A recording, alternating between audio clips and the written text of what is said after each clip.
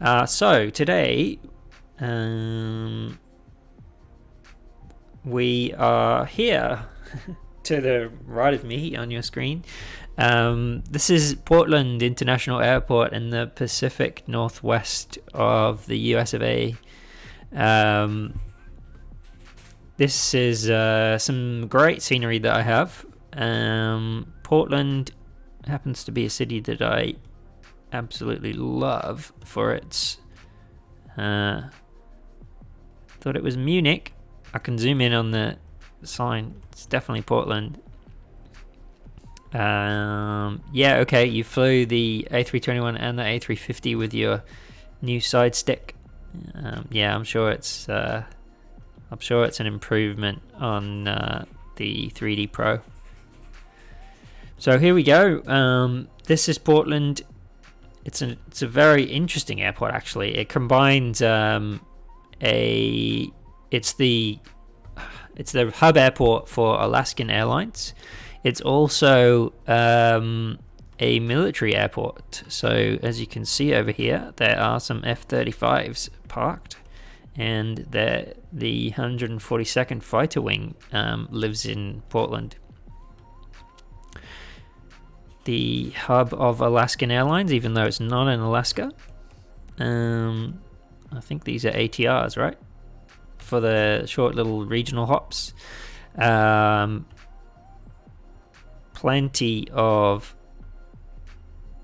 Alaskan, Southwest, Delta, and American, and all the other low-cost carriers in the US fly from here. But today we're going to be in a Delta connection. CRJ, woo, here it is. So pretty.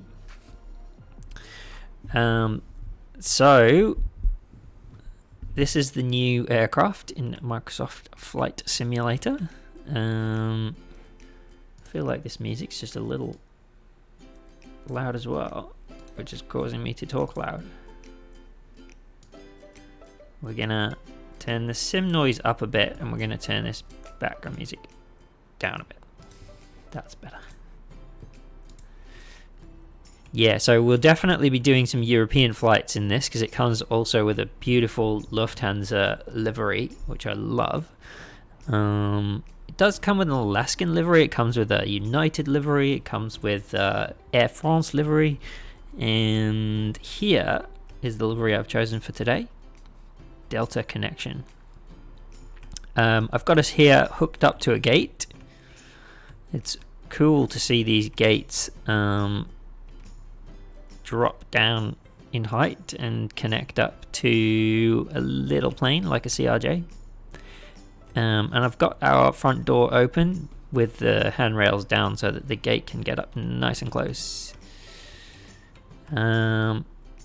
The exterior model, I guess, is the first thing we can take a quick look at. Obviously, it's super detailed, as you'd expect from a payware aircraft. I'm loving the way it looks. You can see all these rivets, all the radio antennas, the toilet sink, drain. You know, it's really got everything you'd expect from a aircraft in this beautiful simulator, and for one that you're paying $50 for. You really want something special for that money, right? And I think they've done a really good job here on the exterior model. The texturing, as you've noticed, Gail, is really great. Reflections, beautiful, and if anything, it looks too shiny. I think they could do with a second version of each livery with a bit of wear and tear on it. But other than that, I'm loving it. So we'll jump in the cockpit. We're basically cold and dark to start things up tonight, but I have turned on ground power and battery master. The EFB that comes with this aircraft is way more detailed than anything we've had previously with Microsoft Flight Sim. I should also say I haven't really tried this plane yet with my computer, other than installing it, making sure that it loads up okay, making sure that there's no obvious performance issues. But I haven't got much further than a taxi. So, and that's because I was at work all day today when this plane was released this morning in Australia. So we might come into some issues. I don't know. I'm expecting there's probably a few glitches, like I don't have the buttons mapped correctly or whatever. But we're trying to make the best of it. Anyway, that's an aside. From a usability perspective, the EFB here is way more detailed than anything else we've had in this simulator so far. So plenty of stuff for us to play with here, which is good.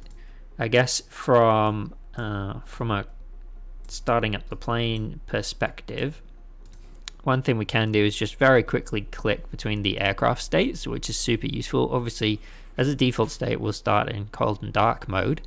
But if you're just want to take this plane out for a joyride, you can just click ready for taxi, and everything, just all the switches switch themselves, everything sets itself up, and all you've got to do is release the park brake and up the throttle a little bit, and you can take this plane out along a taxiway and onto the runway and get flying. Obviously it's got a lot more to it than that, so that we're going to be playing with a few more features than that today. But yeah, if you just want to have a joyride and have some fun in a really well modeled aircraft, then you can also do that in this. Let's open up our cargo doors, shall we? And take a look at what they look like open. So we've got a cheeky little cargo door here, which is modeled on the inside as well. And I believe there's another door up at the front here, a service door, which looks to be modeled. Where's the front? And there's a cargo door here by the looks of things. Very nice. And if we jump into drone mode, I can even oh, we're gonna need a bit slower than that, just so that we can have let's have a look inside. First time inside the CRJ, and the curtain is closed. But yeah, it does have a modeled interior. Obviously, the textures in here are not quite as beautiful as the cockpit textures, but it's still cool to have a modeled interior with obviously a bathroom, which isn't modeled. I just had to check. And here's the cargo area, the rear cargo. So that's all looking very nice too. We'll be able to set up some great wing views and things so that we can really get some great footage from this aircraft, which is quite exciting. While we're setting things up, I'm also going to start up Pack X. We are going to do a flight today, promise. So we're starting in Portland, and we're just doing a quick flight. It's just up to Seattle. It's probably one of the shorter flights, but it is a genuine CRJ flight from the real world. And the flight time itself is only 35 minutes. But we're going to need probably half an hour, I would say, on the ground to get things set up, minimum. We've just got a flight level 160 cruising altitude, so it's really quite a short flight. But you know what? If we enjoy it, then we can always turn around and come back. And if we can fit it into tonight.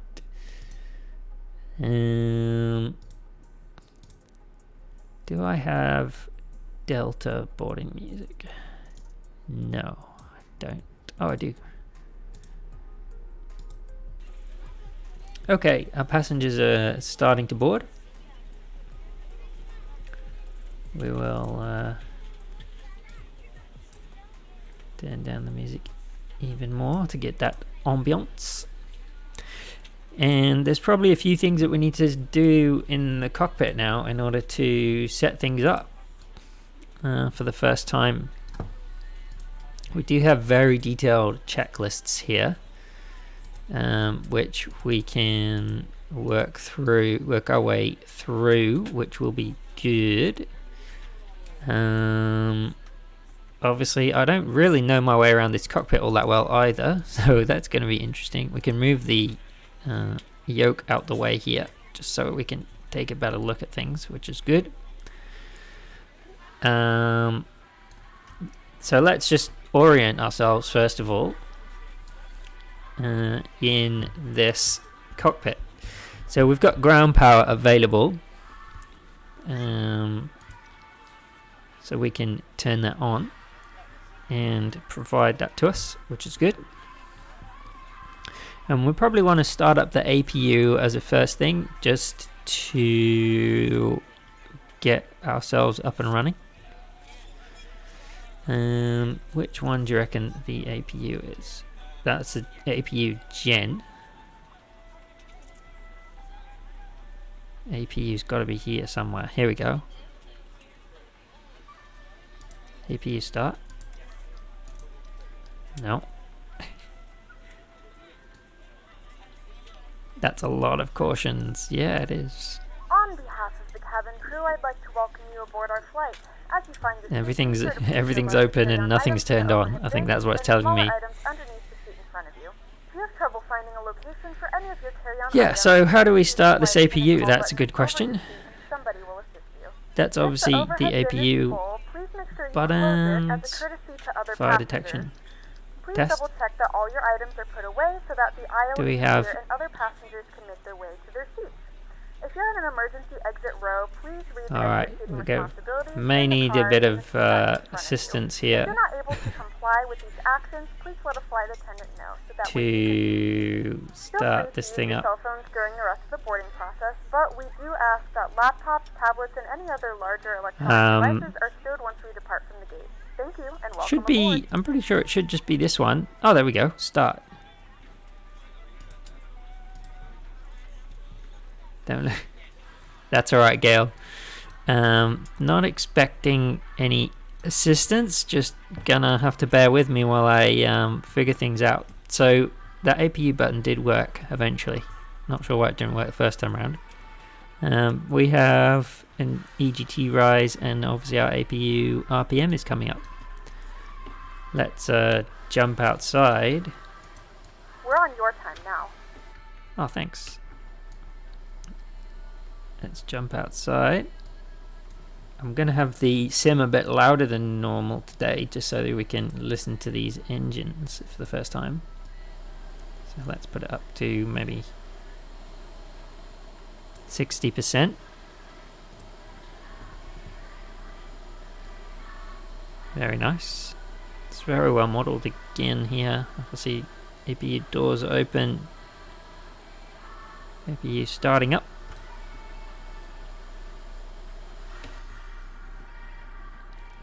100% APU, that's good. We have a lot of warnings. Let's close some doors and hopefully that'll help with a couple of warnings. Assuming that our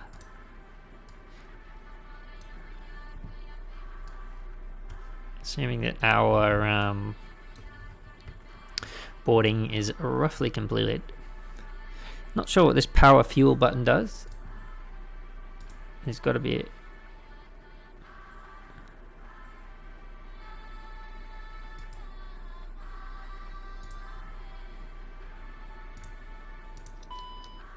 Ah, that turns him off. Uh-oh. That wasn't a good thing. Oops.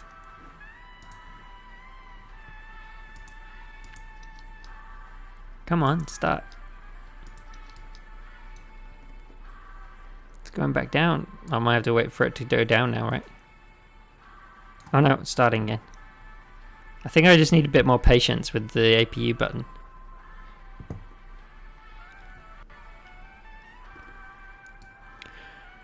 Okay. So what we're also going to do is maybe turn our logo light on and our nav lights on. And then we're going to jump over to the EFB to take a look at performance. So in PackX, I loaded up 50. How many passengers did we have?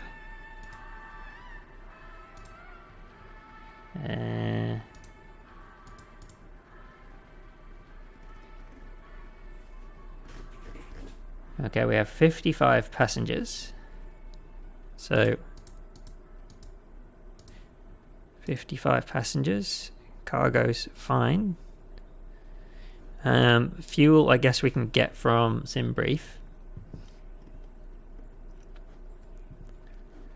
2350 here. 2, 3. Here we go. 2350. Enter. That's all good. And what we can do is set payload in simulator and copy perf init data to FMS. Very good. So hopefully that sets us up with some perf performance information already in. I think next we are going to go and try and start up this. So pos init, FMS position. Let's copy that into our set position. And our airport is KPDX. There we go. Now we can do our origination and destination. KPDX origin, destination KS CRT. Yeah, look at those curvy screens. KSEA. Love it. What's our alternate? Alternate's actually back to KPDX according to SimBrief. That one. Whoops. Was that right? I think I messed that up. Let's start again. Pause in it. Done. Flight plan. Oh. Maybe because I didn't execute. Okay, I think I put them in the wrong place. KPDX. CRT is one of the reasons you're considering the INI A300. Ooh. The A300 looks like a lovely plane because it's just got that combination of retro Airbus and Boeing kind of cockpit, which is really, really tempting. Alright, we're going to put our alternate in the actual alternate box this time and not mess it up. There we go. And we're going to execute.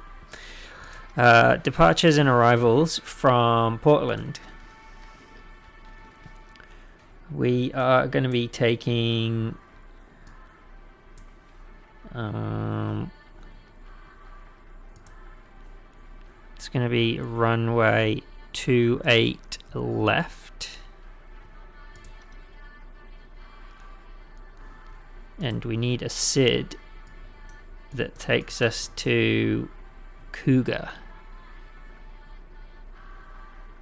which I'm not sure which one of those it would be. Alright, might be the first time we need to bust out Nevergraph already.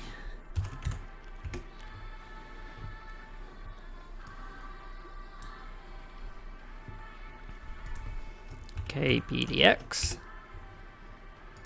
And we're going to be going SIDS. There's not that many SIDS from Portland, so that's good. That one doesn't help.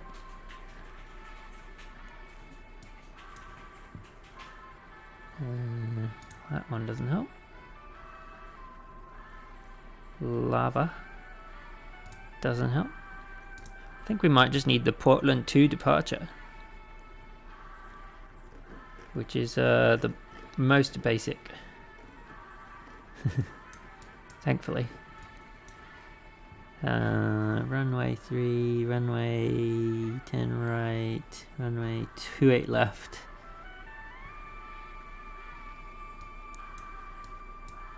It's basically just climb out on runway heading, which is sounds like what we need.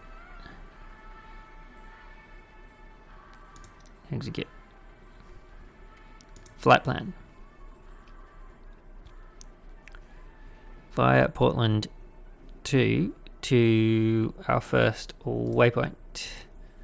So we do actually have to put our waypoints in manually in this aircraft, but fortunately this route is very short in terms of flight planning. So our first waypoint is Cougar, spelled like that. And I'm going to go via direct to Cougar. I feel like that. No. I feel like we want that. Yeah, if we want it to go here. Portland 2 to Cougar should be there. C-O-U-G-A.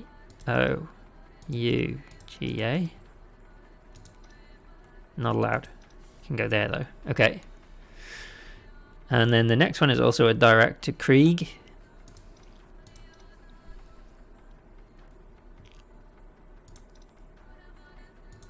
Spelled like that.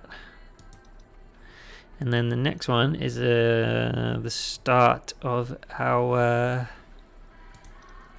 arrival already.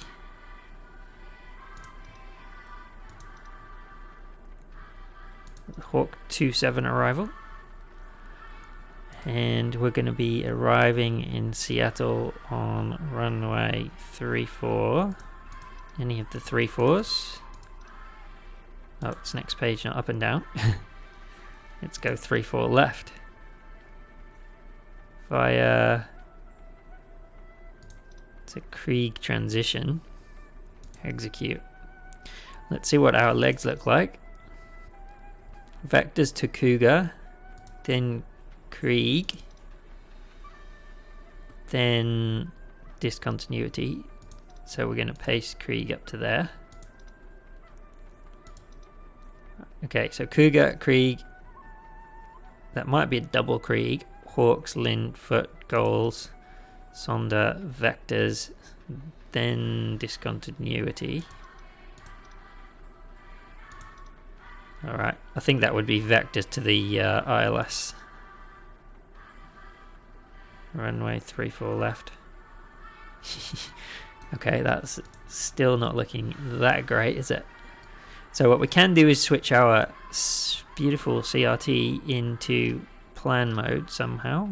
One of these, I think. Ah, here. And do that, and then step through. So Hawks, let's zoom in a little bit more. Foot, Goals, Sonder, Hypro, Joster, Jalen, runway 34. Alright, I think it's okay. Looks decent. Let's switch our... oh, that's range. I want the outer one. There we go. Back to an arc.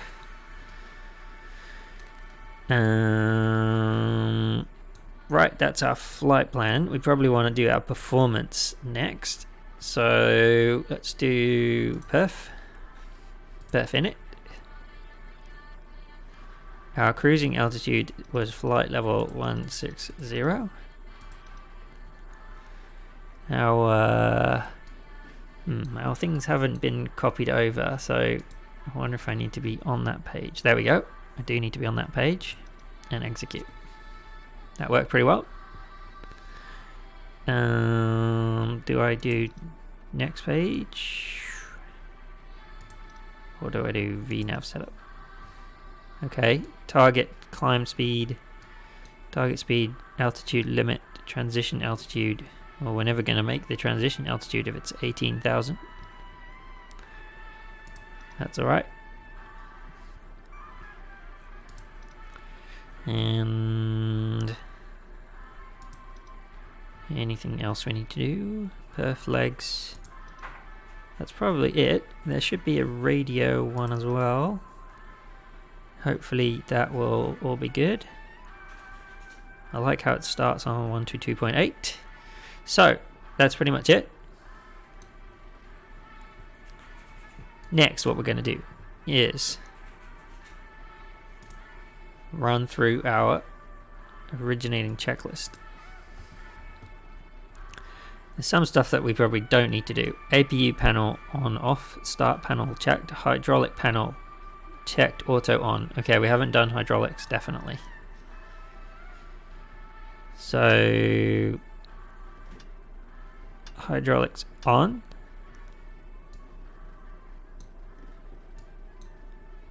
ELT armed, cabin pressure panel checked, air conditioning panel checked, anti-ice panel checked. Alright. We're gonna want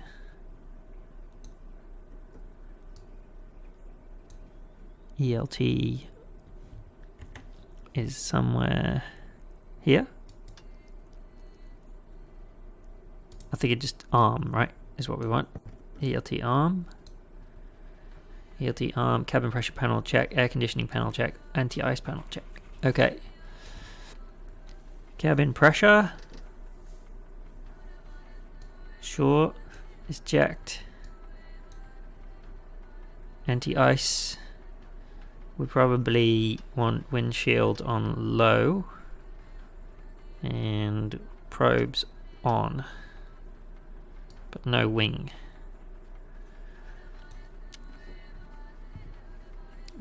Start panel, which one's the start panel? I guess in the middle here. Start panel. Okay.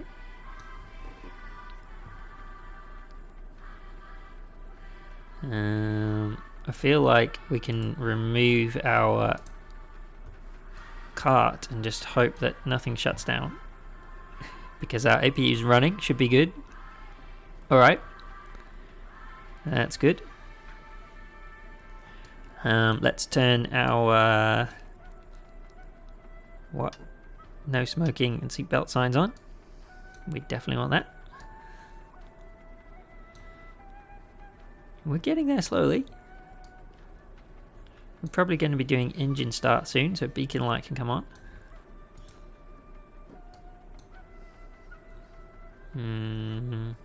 Nose wheel steering's off. Clocks are set. Instrument panels checked. Upper pedestal checked. Thrust lever quadrant is checked. Yep.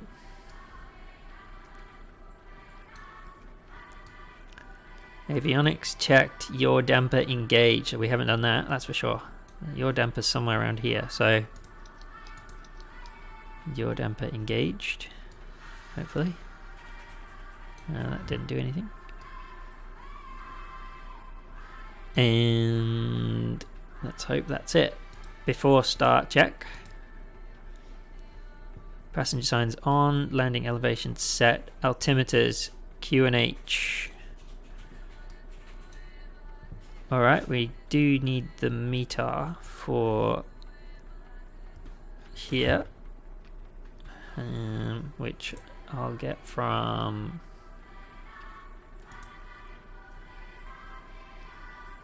Flight tools.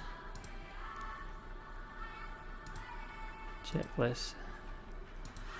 Airport.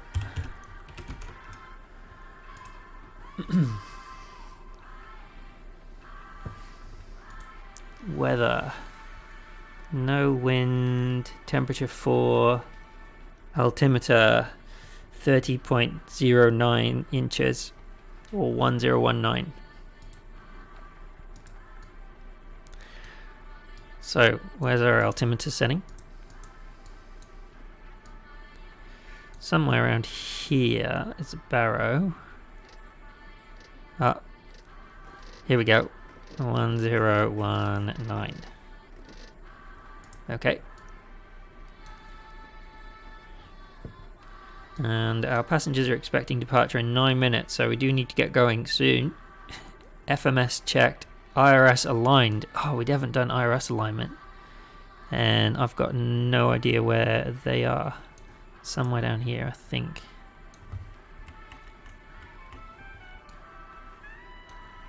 Nav? Nav. Okay, hopefully they're instantly aligned, because we may have problems otherwise. Passenger signs on, landing in there. Okay, let's assume we've got cleared to start. Personal electronic devices off, APU on, electrics checked, takeoff data set. Okay, well we haven't done our VREFs, so we definitely haven't done everything. Would that be in perf?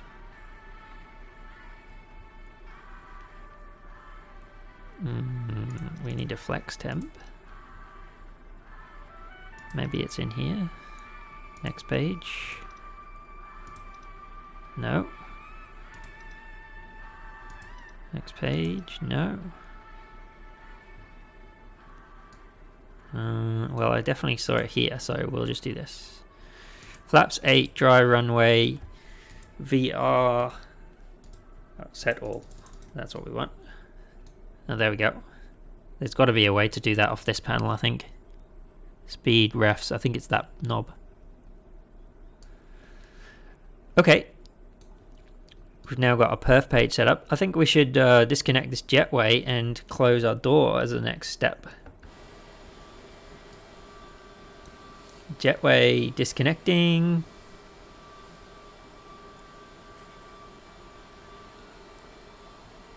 Thank you. Good morning, ladies and gentlemen, and welcome aboard Let's jump flight inside 2125 with service to and Seattle. close Our our flight time door. will be roughly 35 minutes. Now that the cabin door is closed, please make sure that all devices Very are nice. in airplane mode and your large devices are now shut down and stowed. Please fasten your seatbelt and make sure that all tray tables and seat backs are in a full upright and locked position Oh, for we've got departure. Cabin crew secure doors for departure. Before takeoff, we want to turn off these. There we go. Save. We've got double announcements at the moment from PACX and from the aircraft. Emergency lights are off. I think that was one of the things we wanted on. There we go. I still haven't got yaw dampers on either, which is a little annoying. Because I've definitely clicked them on. Ah, there we go. They're done now. Had to disconnect and reconnect them. IB, spoiler-ons, Mac trim, stab trim, fuel pressure, brake pressure. I'm assuming that will all happen with the engines. So I think next step will be to push back. Just a little scary. We will call for our tug.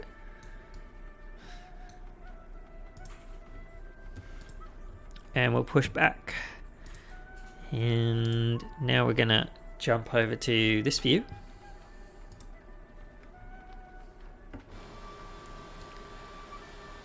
There we go. And let's see how this aircraft pushes, shall we? One thing we need to do first before we push, release the park brake. And start the push.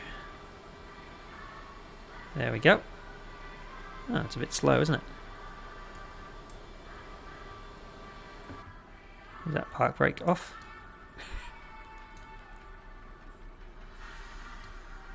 Pull and turn. Is that on or off? I'm pretty sure that's off. Alright. It's just a slow push. Very slow push. Come on. You can do it. Alright, well, while we're pushing, let's try and start an engine. Right engine, start. Oh, I think we need our fuel pumps on. Yeah. Ladies and gentlemen, please direct your attention to the front of the aircraft for a safety demonstration.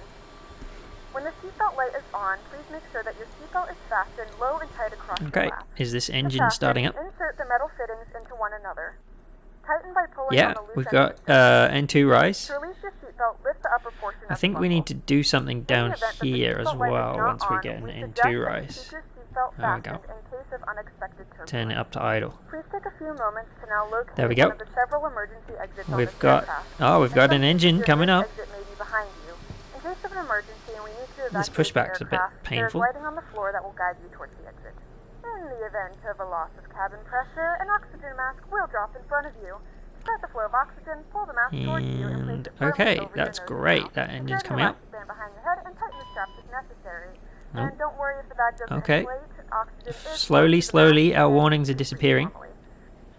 If you're traveling with children, now's the time to pick your favorite one. But secure your mask and then assist others. Keep your mask on and Pick your favorite one. advises you it's safe to remove it. I In the might event have, that the pilot decides to take once us for a she's swim, finished a talking, fashionable life vest is I wonder if located I've in a got pouch a under your seat or between the armrests. When Delta instructed safety to do video. so, open the plastic pouch do. and remove the vest. Slip it over your head. Wrap the straps around your waist and buckle at the front. Pull the strap to tighten. To inflate the vest, pull firmly on the red cord only when exiting the aircraft. Pages and pages. If the Yeah, light I'm vest sure. does not inflate automatically, blow into the mouthpieces for manual Okay, inflation. well, we're getting there This vest is slowly. equipped with Man, a this whistle push and truck hood. is If necessary, pathetic. the seat cushion can be used as a It secondary must be weight something I'm to the doing, vest. right? Once again, all devices must be in airplane mode and your larger devices must be turned My off and stowed at this brakes, time. maybe? Please securely stow your personal items. Make sure your Released. seatbelts are fastened in seat backs They're and definitely tray tables in released. their full upright position. We remind you that this is a non-smoking flight. Tampering with, disabling, or destroying the smoke detectors located in the laboratory is Ground prohibited by law. spoilers. All Should I this have that information and more can on? be found in the safety card located Surely in there the should seat be an back in auto. front of you. We suggest reading this and letting a cabin member know if you have any questions. Thank you for flying with us again, and we hope you enjoy your flight. Stab trim. Should that be... Okay, I fixed that one. Mac trim is not fixed yet. And ground spoilers is not fixed. Where's the trim for the CRJ? That's a good question. Hi, known as Timo. How are you doing? Welcome to the stream. We're currently pushing back for the first time ever in the CRJ. So I have... So I think it's this, right? Just on the...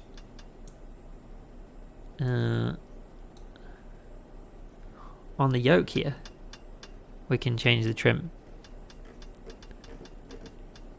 Is that doing anything over here? Because I can... Yeah. So that's where it is. It's on the yoke.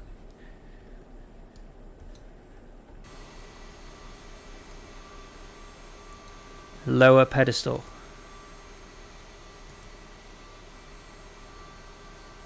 Man. I'm glad we're not in a rush. Low pedestal, low pedestal. From Mac trim. Hey, thanks, Gail. Alright, we're nearly there. We've got one more engine to start up, and we've got something. OB ground spoilers is our last warning. We are making our turn. We can probably start our other engine now. This engine 2 looks pretty stable. So left engine start. Check for a rise. Yeah, we've got a rise, that's good.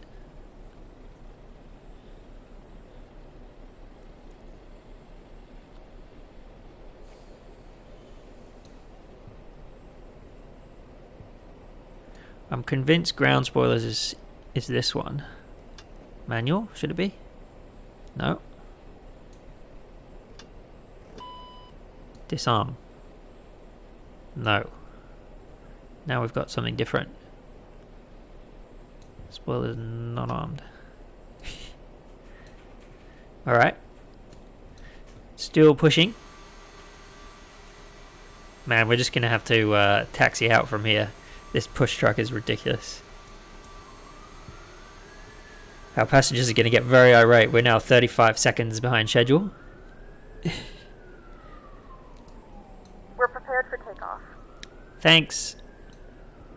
Oh, there's some more things here. Anti-skid armed. Engine sync, lamp test, ground proximity. None of that's any use, is it? Alright, well, try the park brake again.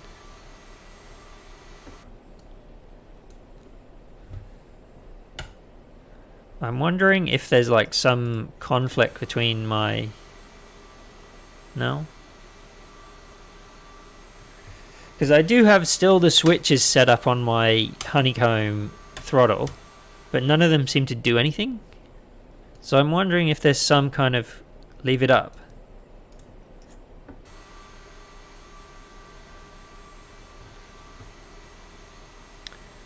Ham, thanks for following. I'm not going to attempt your whole name, I'll just butcher it, but thanks so much. We're going to call it quits there with the tug. Thanks, Tug, but you're useless. I feel like if I just leave all of these switches... Yeah, just very slow. And I had the speed up as well on pushback helper. Anyway, oh, what we didn't do was push this up to idle. Hopefully the... yeah. They're both there. They're both on. Do we have... Yeah, see, it never actually rose. Dang it. Let's try that again. Now it's coming up. Yeah, so I had it in the shut-off position. Gale. Oh my gosh. I think I did, you know. I think I left my chocks in. Because I had it like that. Well, you live and learn, and we know for next time.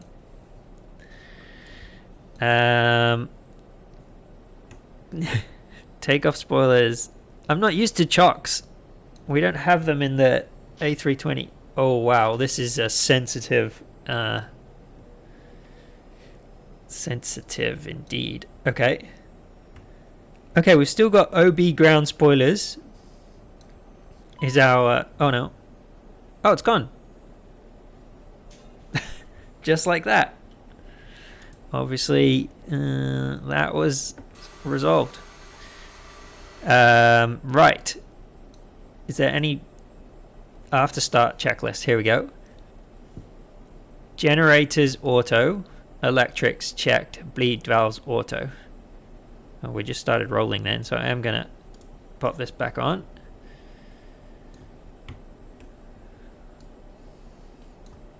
What have we got here? Surely it's here. Generators, auto, auto, auto. Electrics check, bleed valves auto.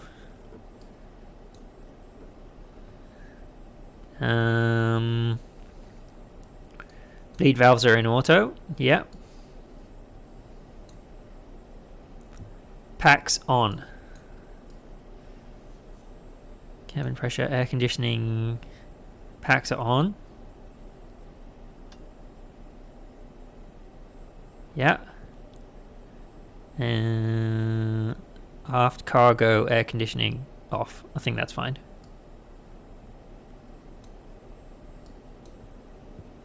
APU, we can go off now. Anti-ice is good. Nose wheel steering armed. Well, we definitely want nose wheel steering. And APU, start stop. There we go. Taxi checklist. Flight controls check, trims green and check, thrust reversers armed, flight instruments check, brake temperatures check. So the only thing we need to do is arm our thrust reversers and then jump outside and check our flight controls. So, elevators checked, rudder checked, ailerons checked, speed brakes checked, and flaps, I guess we should check all the way down and up to 8 again. Okay, I think we're good for taxi. Now, while I'm taxiing over to runway 28 left, we are gonna play the Delta safety video. Welcome aboard, and thanks for flying with Delta. Our first priority on every Oh, it's a flight little is small, safety. isn't it? So before we depart, 1 second.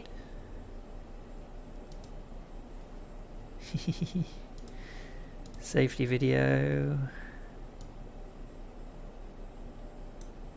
That's better. Go. Welcome aboard, and thanks for flying with Delta. No. Okay, well, safety video may not work for Delta, unfortunately. Welcome aboard, and thanks for... Aw, that's a shame. One more try.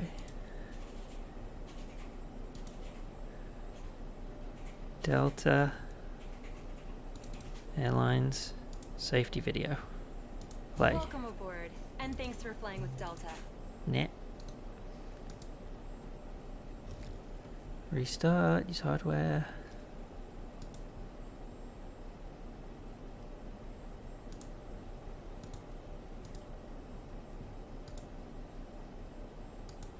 Refresh. Whoa. Oh, I think I figured it out, but it's not pretty.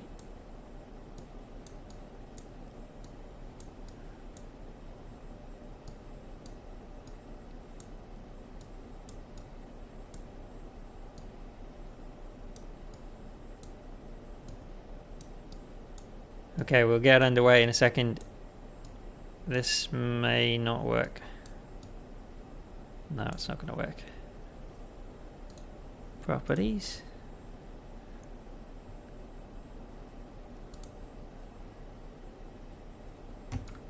Resize. Nah. Sorry, no safety video for today. Let's taxi.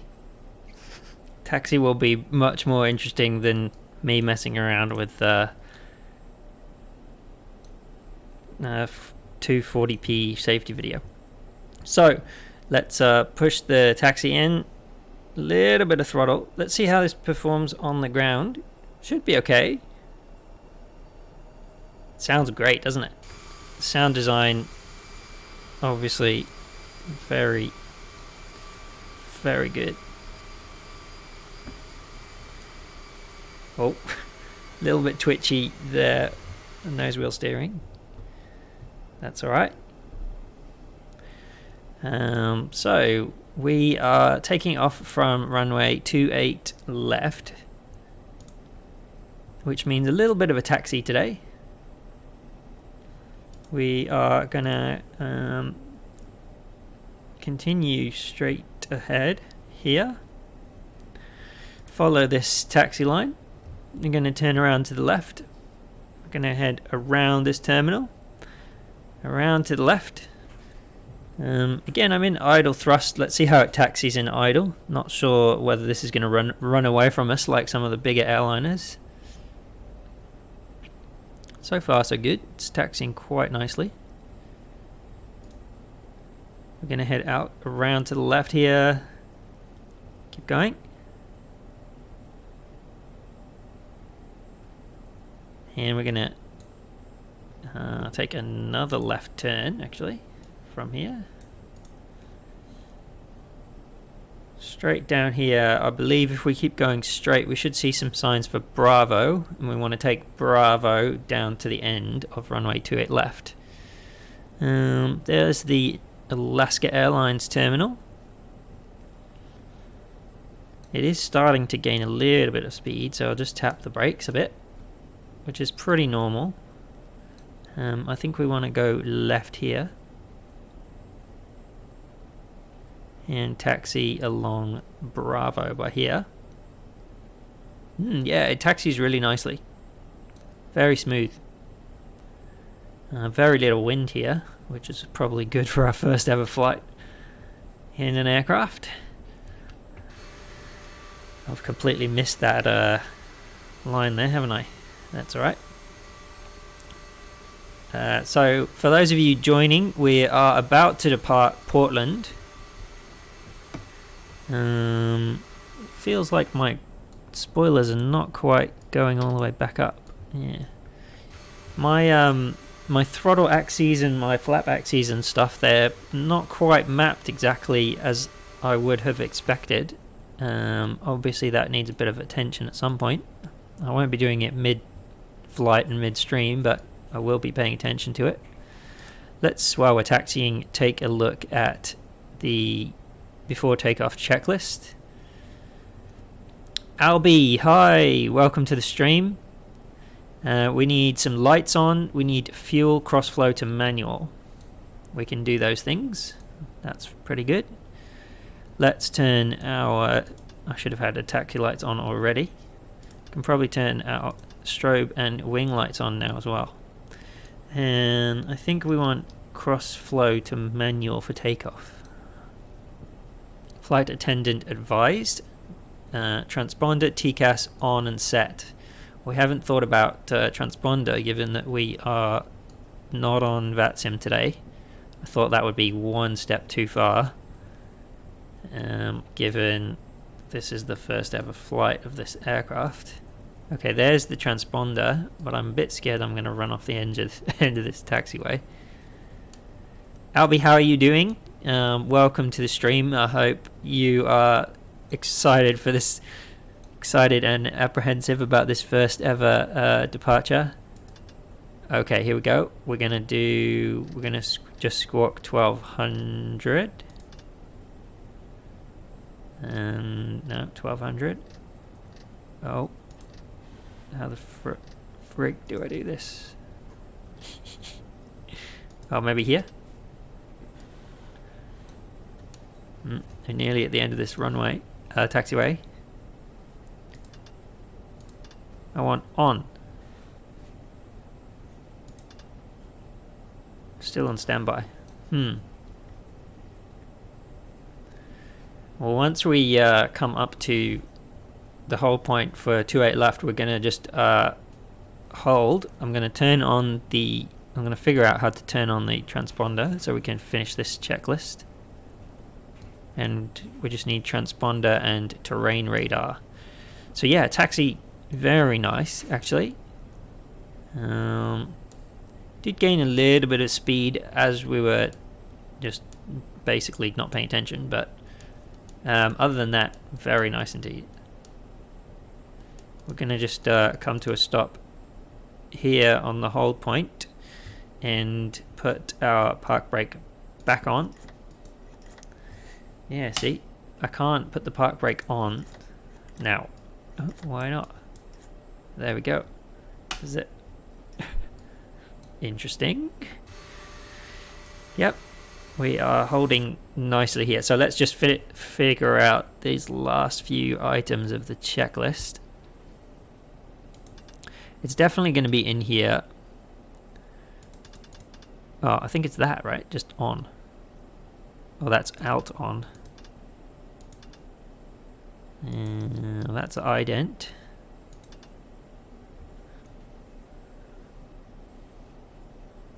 Standby. TCAS. Oh, here's TCAS. Traffic on. TA. Normal. Return.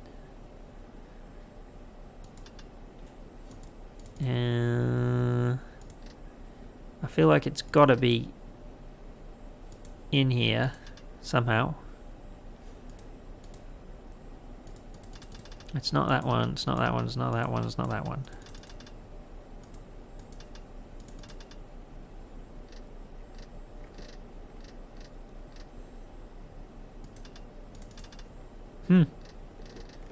I think that's going to need some work for another day, unfortunately.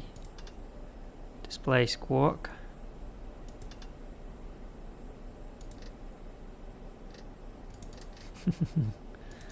Yeah, we could be here all day and it's not going to solve my problem, unfortunately. So to climb out of here, basically we're going to take off now, and then we're going to go, once we are on our climb, we're going to change our fuel cross-flow to auto, bleeds and APU check, thrust reversers off, and collision awareness system check. So we're pretty much ready to line up. Let's take this off again. So yeah, it wasn't too complicated to set up. The main problem for me is just not knowing where all the buttons are. But once we get used to like the locations of things, I'm pretty sure this should be a fairly straightforward aircraft to fly. Now we don't have any ATC and we don't have any altitude constraints on our departure. So one thing I should do actually is set the altitude for climb. So we'll just line up here on a runway heading on 28 left, check the numbers, that's good. We're going to align the heading bug, and what have we got? What have I already dialed in? It's a bit tricky to be able to see. Here we go. So we want 16. No, 15. Altitude is set, 16. So now we're going to put our throttles up. We're going to go all the way up to Toga for our first takeoff. Let's go for it. Wish us luck, everyone. Toga. Let's look where we're going.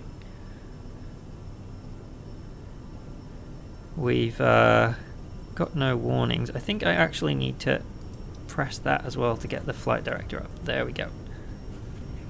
That was a bit of memory work from the CJ4. So we are at V1 and rotate. Doesn't want to come up there actually. Bit of a tricky one to get off the ground. Pitch up to about 15 degrees, I'm assuming. Landing gear can come up.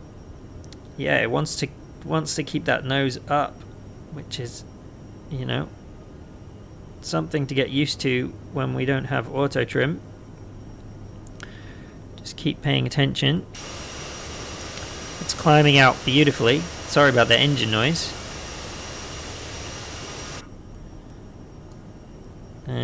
We're now well over 1,000 feet, so we're going to go climb. Bring the nose back down. Flaps are like all over the shop here. Let's do flaps up. That flap lever definitely needs remapping to my throttle, and we basically can turn direct to our first waypoint because the Portland 2 departure did not require anything more than that. Just climb out above 2,000 and then make a turn. So now we're going to trim a little bit because I am having to put quite a lot of forwards in. Trimming down, get my nose down a bit so that I'm not having to hold it there. I'm gonna just get myself around manually to my waypoint, and then I'm gonna try engaging autopilot and see what happens.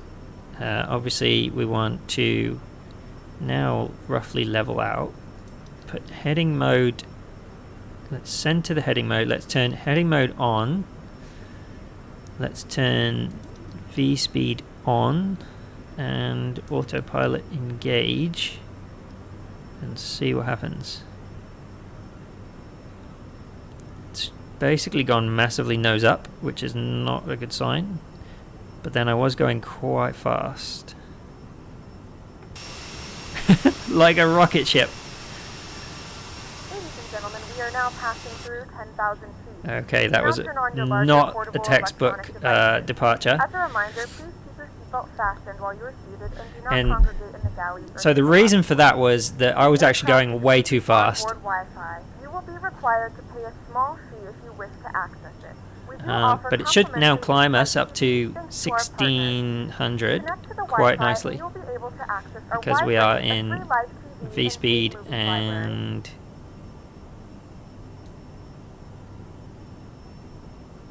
and heading mode.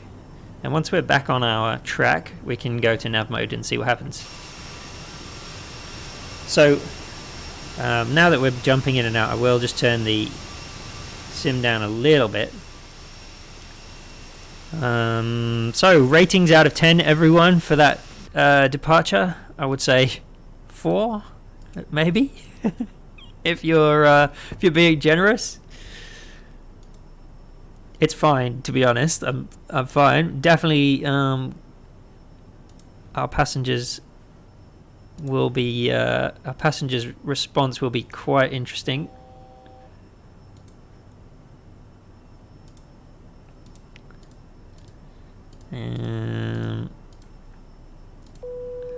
Turn the seatbelt sign off, which is that one. The flight crew has turned off the fasten seatbelt There we go. sign. You can now get up and move around the cabin. However, we ask that you keep your seatbelt fastened when seated in case of unexpected Out turbulence. capture, and we are coming up to 16. That's good. Obviously no auto throttle in the CRJ, so we're basically just going to have to throttle down a bit now and try and maintain our speed. And now that we're over our line and heading towards Cougar, radar off. I wonder what that means. We should be able to go nav mode. Due to the short duration of this flight, we will And it not be should able to capture offer in-flight our service.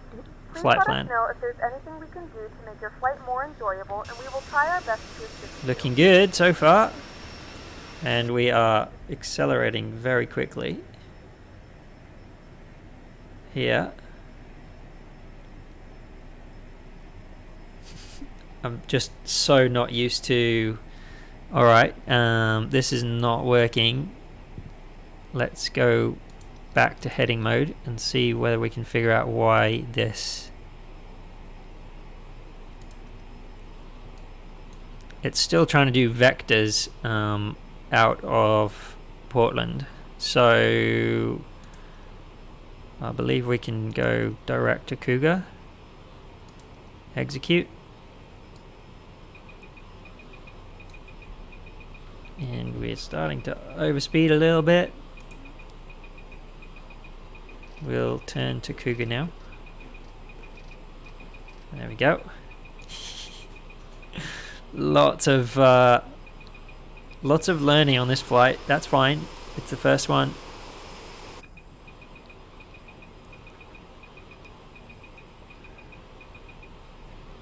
Still a little bit of overspeed. Just bring the throttle down a tiny bit more. I'm loving that the little bit of reflection that I'm seeing in the screen there. I want to try and get it to go direct to Cougar, if we can.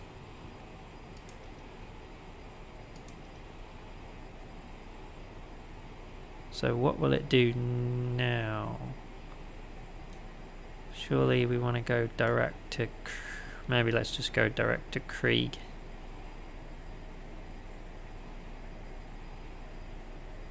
Second Krieg. So why is it over there and then... There we go. I think this is better. It's got Krieg, and it's taking us that way. Let's give it a try. I really want to try and get this nav mode to work. So why is it turning us left? That's a question. Maybe it's going to just intercept it a little bit more softly than I would. Or maybe it's going to turn us all the way around. No, it looks alright. Okay, I think we've got our autopilot set up. I think we're still going a little fast.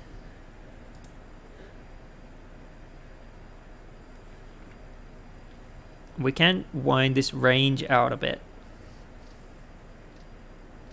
Somehow. No, that's mode. This one's range. We do have top of descent marked. That's good. So we'll be looking out for that.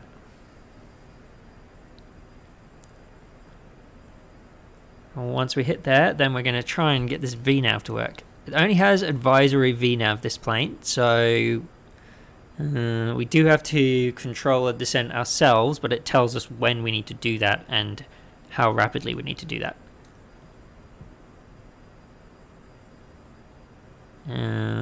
Okay, so we're going Krieg and then Hawks. We do have a double Krieg in here, which is probably not a good thing. But hopefully it'll figure that out itself. Otherwise we could go around in a circle. But I'm interested to see what it does. This is definitely a learning flight, so if you have a double waypoint, which I'm sure is something that many people will encounter, this is what will happen, basically. So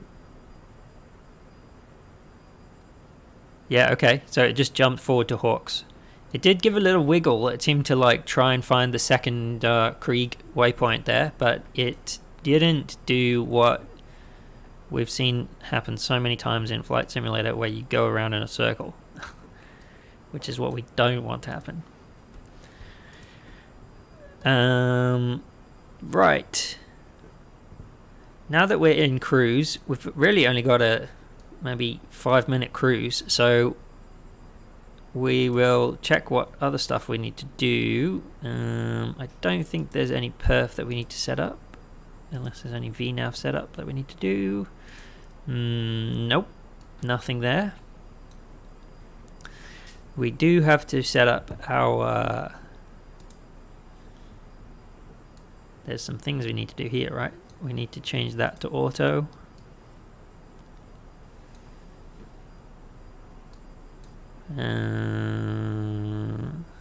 Landing data and approach briefing, basically. Before landing, passenger signs on, thrust reversers armed, landing gear down, flaps. Okay, that's all fairly self-explanatory. So the only thing we need to do is set our landing speeds. Set. Hopefully that set them up. 129 VREF. Okay. So that means our minimum approach speed is 129, which seems quite high for a CRJ, doesn't it? I was expecting more like 110, 120. This is quite nice, stable cruise. We probably would want to go a bit faster than this, but I'm pretty happy with how easy this is at the moment to keep things going. Let's check our approach briefing. So if you remember, our arrival is the Hawks 7 arrival to ILS 34 left. So we've got a couple of minutes to just take a little look at this. If we bring Navigraph up, we'll change to Seattle.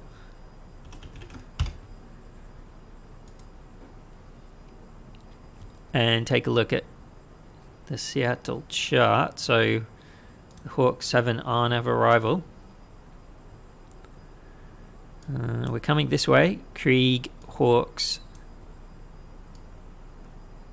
and going this way to Sonda. So we need to be 12,000 Hawks. then 10,000 foot, 8,000 gold, 6,000 Sonda. That's our... And then we get vectors from Sonda.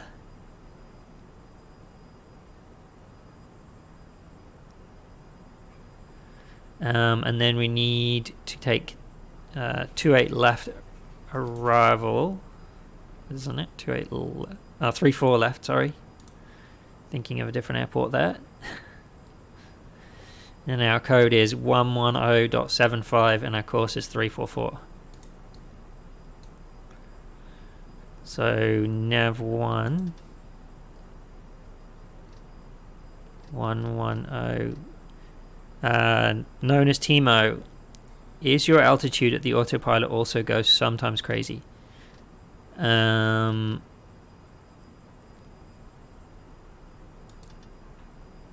that's set in nav 1. And our course. Can't see where our course is changing. We are approaching top of descent now. So no, I haven't had any problems yet with altitude going crazy. I think it's more around my flying ability than it is around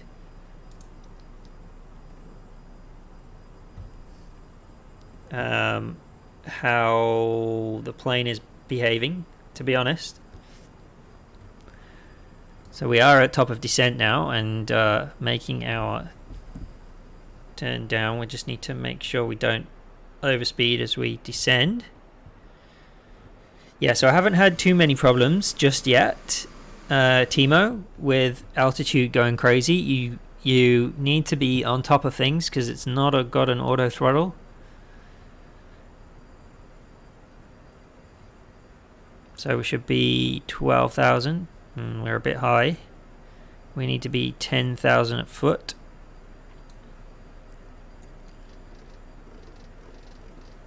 Oh, it's very much like doing its thing at the moment. I think we're going a bit fast again. Does it change to alt? Yeah, we need to change it back to V speed.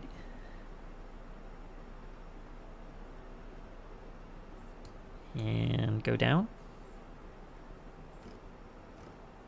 No. It doesn't want to go down. Is it speed? Maybe speed is like flight level change. Okay, that's working. Yeah, I don't know what happened with this advisory VNAV. There's a snowflake here. But this tells us we should be 250 knots between 10,000 and 12,000. So how come the snowflake is so high? Surely it would be lower than that by now.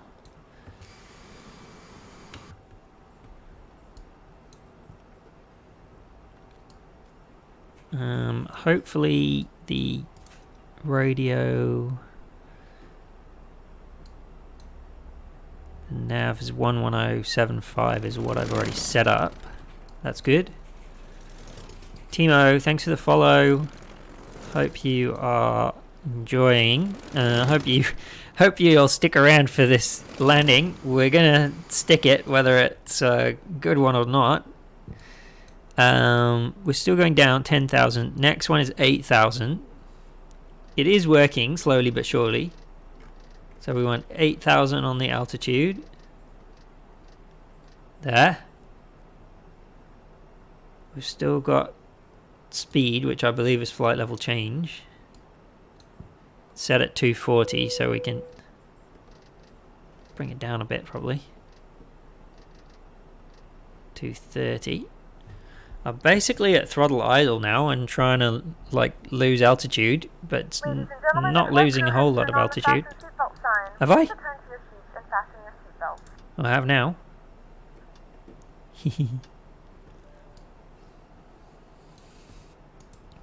Okay, well we're on approach according to according to our We have crew. begun our final descent into Seattle. Flight attendants will be passing through the cabin to collect any trash one final Yeah, we time. haven't had any Please music ensure on trays today and either. stowed and seats are in the full upright position. Please also store any carry-on items either in the seat back pocket or under the seat in front of you. Please So complete stressed all flying a new Wi-Fi plane. I related haven't tasks and haven't stow even any thought about larger music. electronics. All right. Loc will be tuned. Okay, that's what we want. We want our localizer to be tuned.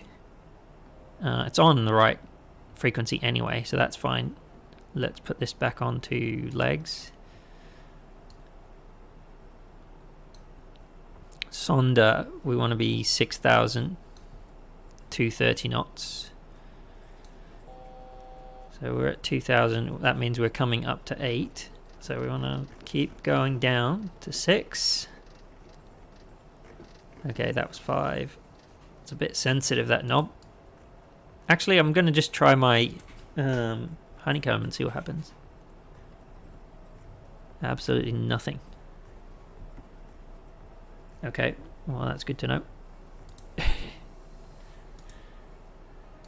Okay, yeah, we're descending 230 knots down to 6,000. The airport is not yet in sight. We're doing okay, no worries. I've still got the...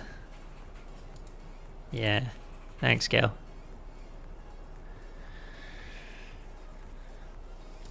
Alright, got rid of it.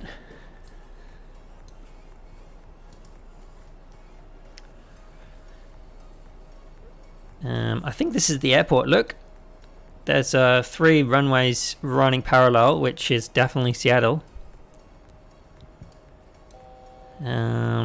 What is the intercept altitude at Seattle?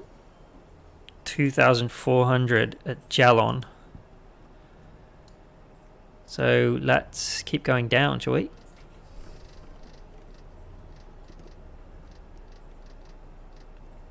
$2,400 now. I think that might be skipping a constraint. There's a 5,000, but I think we'll be well past that 5,000 before we get there.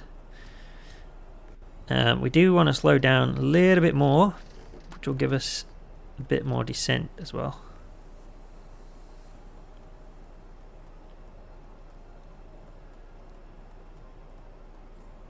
I would like a little bit more descent rate than this.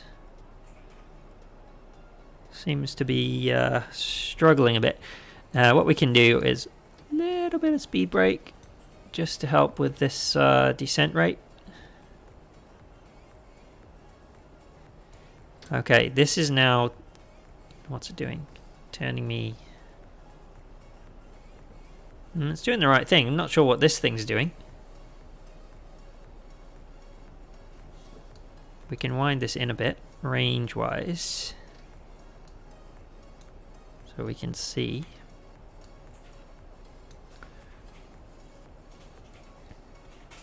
I think it might be trying to keep me over 5,000 until then.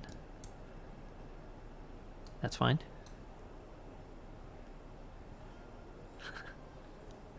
And it's looking good, like, so far so good. I mean, for a first flight, it's a bit nose up, isn't it? Like, considering we're in descent. It seems to be following something completely else now. Let's turn to Jalon, which is where we should be intercepting our ILS. So right now they would be giving us vectors. I guess we can do direct Joster, and that'll get us back on course. So just need to pay attention to that. Ooh, well, considering the airport's over there, this is not looking too hot, is it?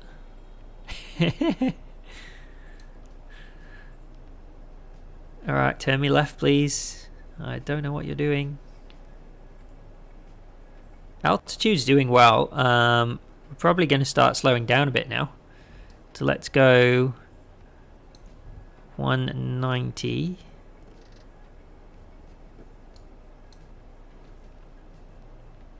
Let's go 180. This is not helping. Let's go heading mode, I'm afraid. Otherwise we're never going to intercept this ILS. We're going to go flaps 8.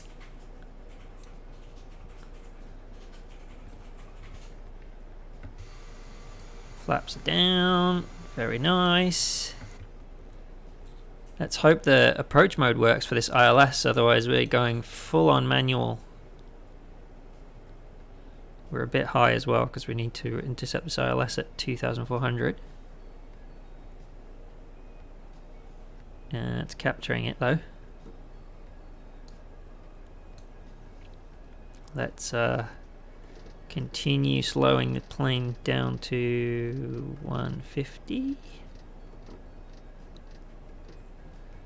So the flap speeds are here. So not that it's very useful to me, but we want full flaps once we're below 170, which is now. Not that I can. There we go. Alright, full flaps. I can't see. Okay. For some reason we are losing altitude. Okay, we're gonna have to disengage the autopilot at this point. There's no way that any pilot in their right mind would continue that at that point. We want to intercept 28 left, which is over here.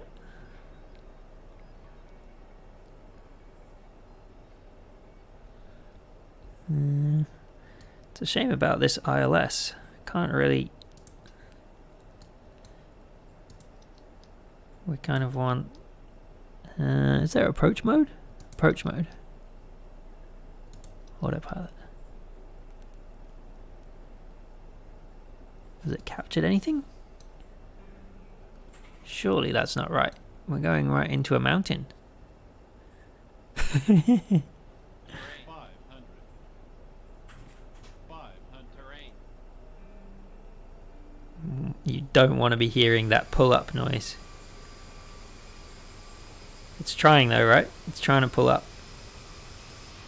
Let's just see what happens. I'll take over if we're going to die. There's no flaps out either. How come? I literally pulled the flaps all the way down. There's flaps. Jesus.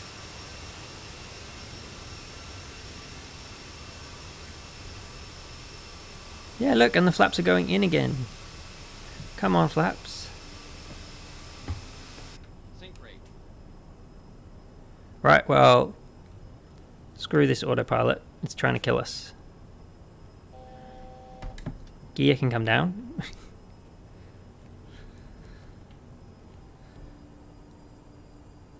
So at this point, like, would you continue? No, you wouldn't. So what we're going to do is try again. We go heading mode. We'll put our altitude up to 2,500. And we will bring our flaps in.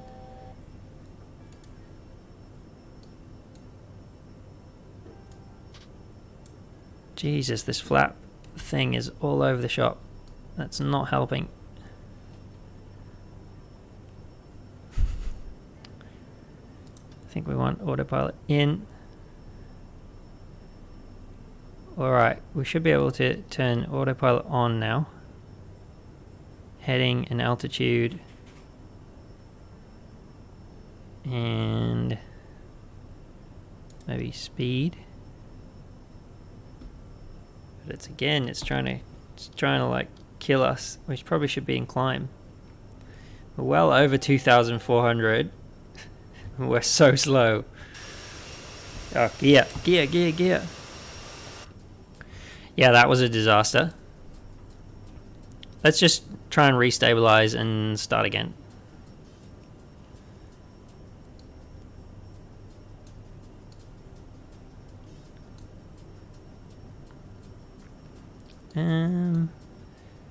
It's not really getting this altitude, is it? We want speed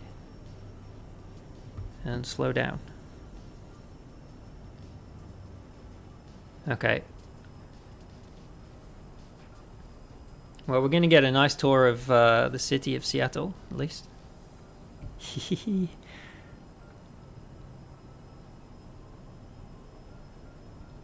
APU open, emergency lights on.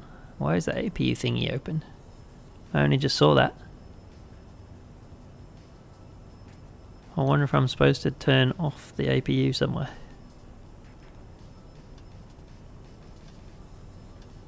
Off. Nope.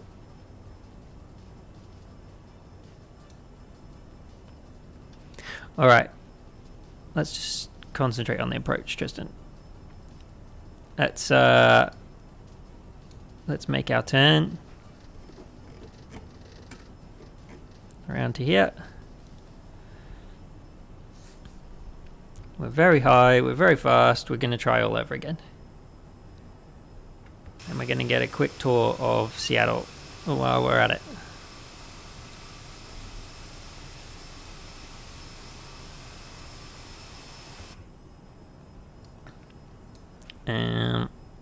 I mean, these can come up a bit more.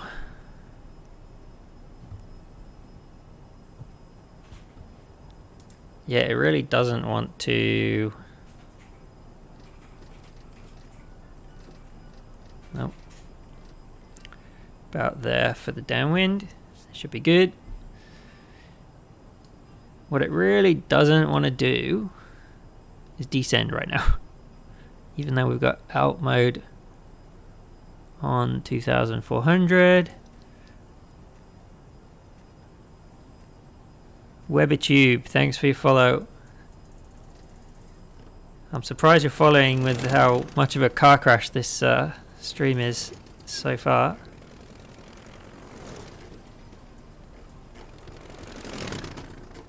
We are now getting a bit of descent happening, which is good.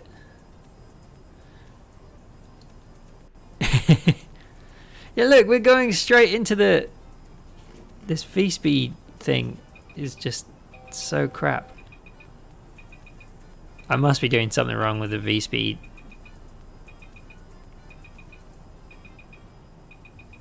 We're going to get back down to 2400 and then we're going to turn back to the runway. And we're going to slow down a bit more.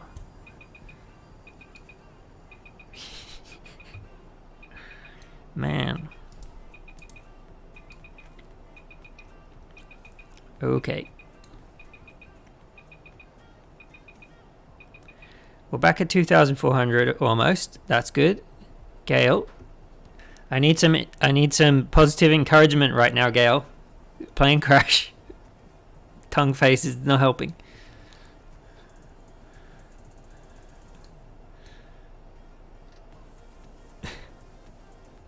That's a joke, by the way. Just so you know. Yeah, see, now we're losing speed again. Man, I'm so bad at controlling. I'm so bad at that manual throttle. I just like... All I know... Yeah. All I know is Airbus and Cessna. Anyway, we need to go back out to Gelon. And then turn back in again for our base and final. No, is it final? That's base, that's final. Anyway, we're back at stable flight. Just. I wish I knew why that was climbing again, even though I don't really want to.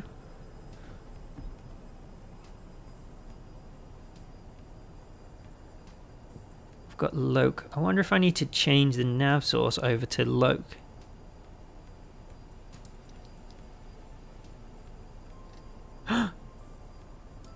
Heck yeah. That's the one. So we're going to keep flying out, then we're going to turn back in, and then hopefully now that we've got this nav source on localizer, we'll be able to intercept something. We're high again, even though I'm asking this plane to stay at 2,400. V speed down a bit. I mean, vertical speed.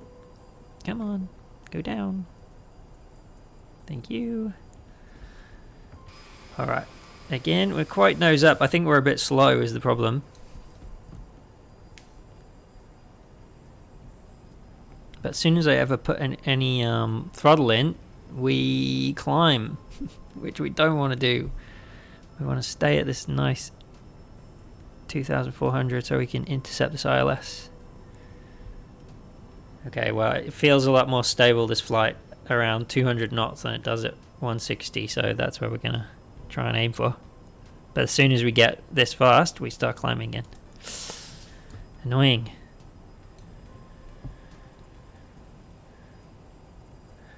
And then we start nose diving. Yeah, okay. So this is really like real flying. Not that flying an Airbus isn't real flying, but this requires a lot more finesse, I think, than previous than flying in an Airbus with fly-by-wire and an auto throttle. But actually, like I've flown 737 in sims as well many times, and the 737 would obviously. We're going to give it a shot now. The 737 obviously also has auto throttle, and that takes a lot of the workload out there.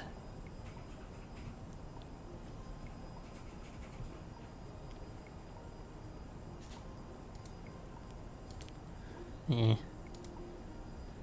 My passengers are only 54% happy. That's not good.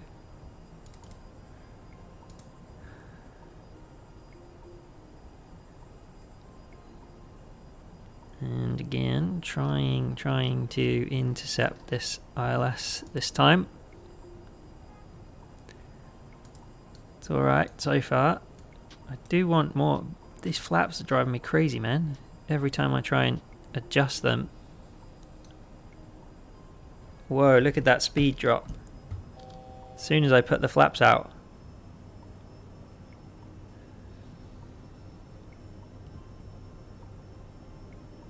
That's better.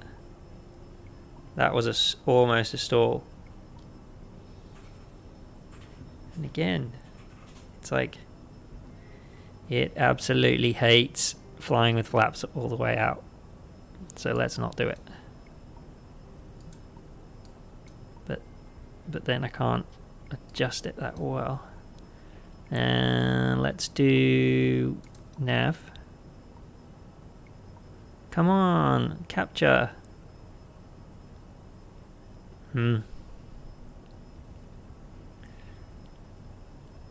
There's a green dot here this time, which is looking good. We went straight through the localizer, but that's alright. We're gonna get the gear down this time, nice and early. There we go. Alright, second attempt, everyone, at this landing. Our green dot should be coming in sooner rather than later, if that is what I think it is, and it's our glide slope. So we're going to go approach mode now. We've got loc and we've got alt. Surely we should be descending. Maybe we are going too fast to descend. Throttle back. So why isn't it dropping off this glide slope? Why is it dropping down on this glide slope? That's the question.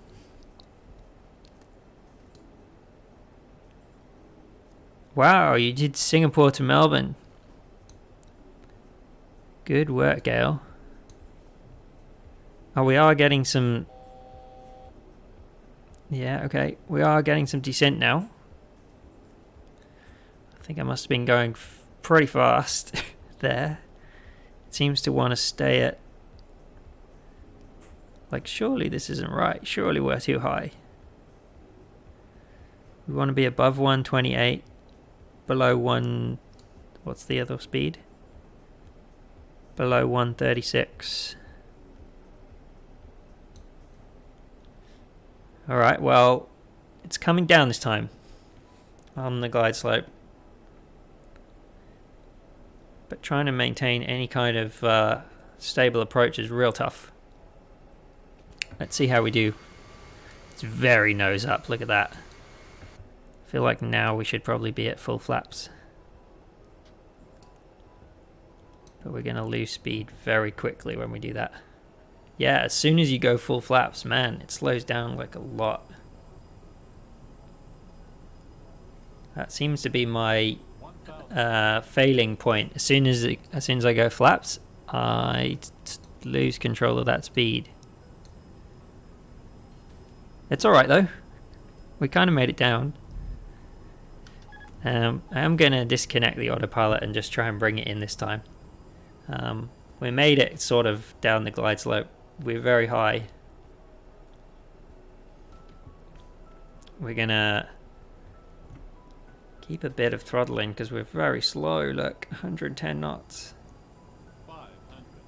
It really doesn't like... Yeah, I know. I was on the glide slope for a bit.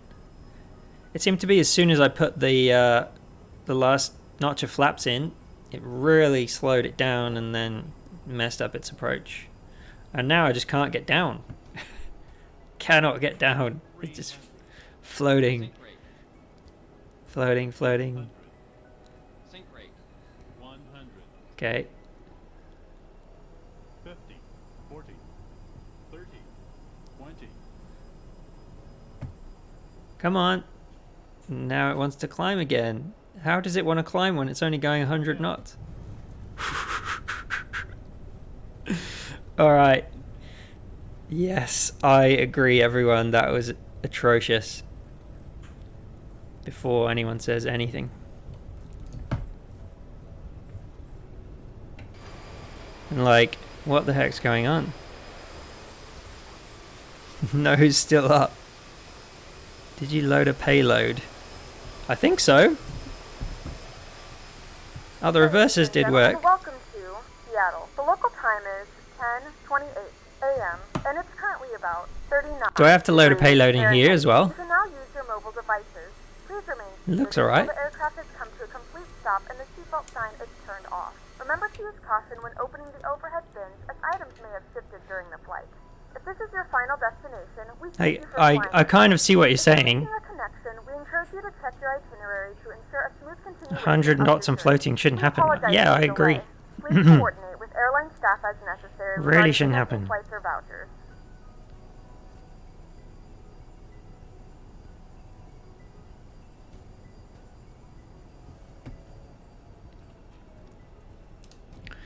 I thought to BDEPS, by the way, welcome to the chat. Thanks for your comment. I loaded the payload in here. So I assumed that would be enough, but perhaps not.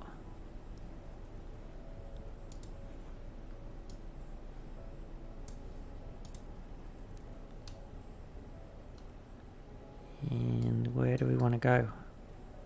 Well, not down there, that's for sure. Terminal's over here. We're going to taxi into a gate. So we're going to head across. This is runway 34 center, and then head across 34 right, and then taxi into the gate. Well, I'm glad I wasn't on VATSIM, man. This plane requires a little bit more work on my part before I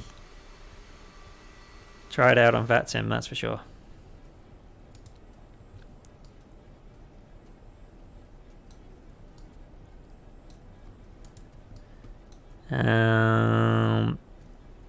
So beat-ups, you have the CRJ by the sounds of it. Yeah, I was trying to maintain 130 knots there, but as soon as I was putting in the last notch of flaps, it was really dropping off. So if you've got any tips for stable approach, that would be awesome. And I did try and follow all the checklists in order to set the plane up and get going on the stream, and should have been reasonable. Definitely wasn't expecting, and you know, in flight it was fine. It was just that approach where everything went wrong.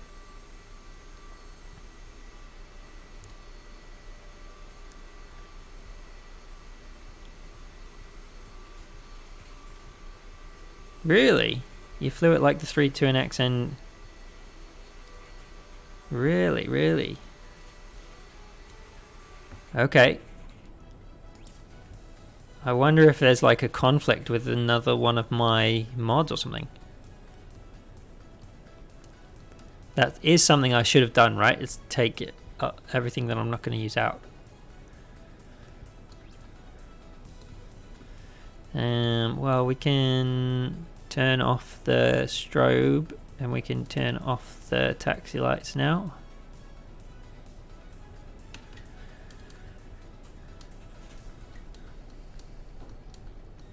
And we will taxi into one of these gates and get parked up. I'm very keen to do another flight though, just to see whether that is an issue that is a definite issue, or my landing speed should have been 129.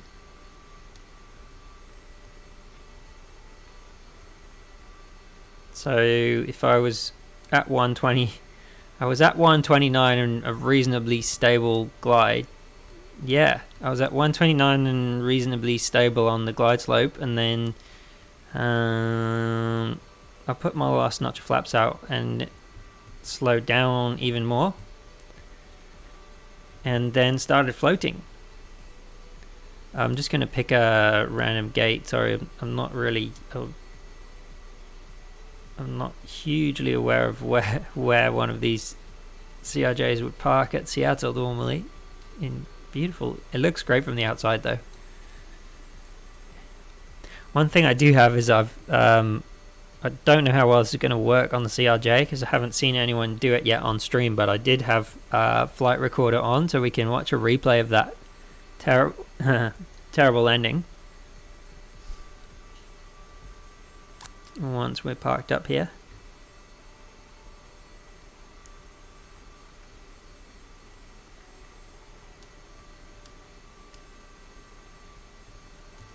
Yeah, so let's watch a replay now. Stop, and if we do replay,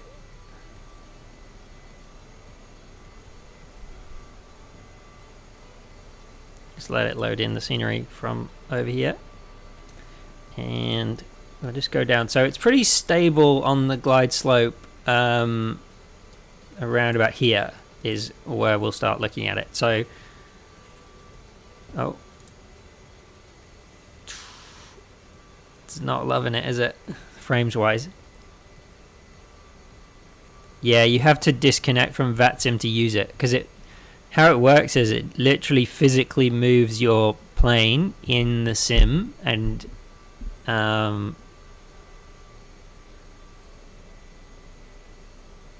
therefore if you're connected to VATSIM, the VATSIM controller would see you doing this approach all over again. Yeah, so here's where it all goes wrong. It goes very nose up, and then I'm trying to correct it, but not doing the best job, to be honest. And I think probably around about here is where I take back manual control just to try and get it down. Around about here is when I start pushing the nose down and trying to get it back on the ground.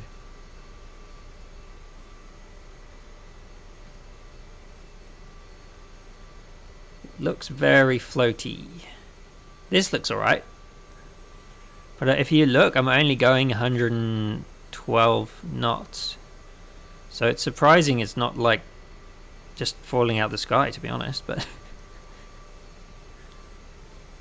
yeah, I'm not on VATSIM at the moment, BDAPS, because I was too scared to do VATSIM plus a brand new aircraft today.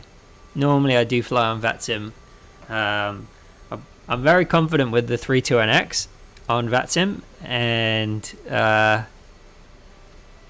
yeah. So look, about 118, 115 knots. It's coming in, and it just wants to go away again. It's now at 100 knots. And still floating with the nose. Look at that. A wheelie. And look, like 80 knots and the nose still just won't come down. 70, and then yeah, I think I pressed the brakes at that point and the nose came down. So yeah, something not quite right there, I think. Funny to watch, but something not right. Oh, there's someone parked at our gate now. That's annoying.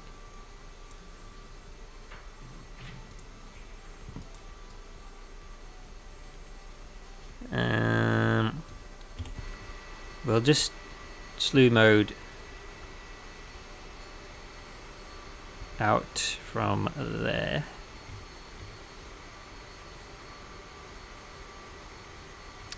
Slew mode in MSFS.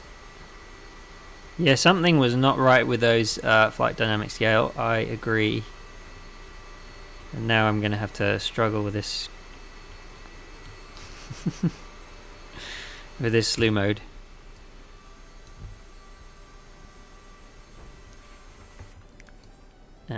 Yeah, we probably should stop things here. There we go. I do have time to do another flight if the next flight goes well, but that is the question, isn't it? Will it go well? So what I'm going to do is jump out and do a completely... Oh, what am I doing?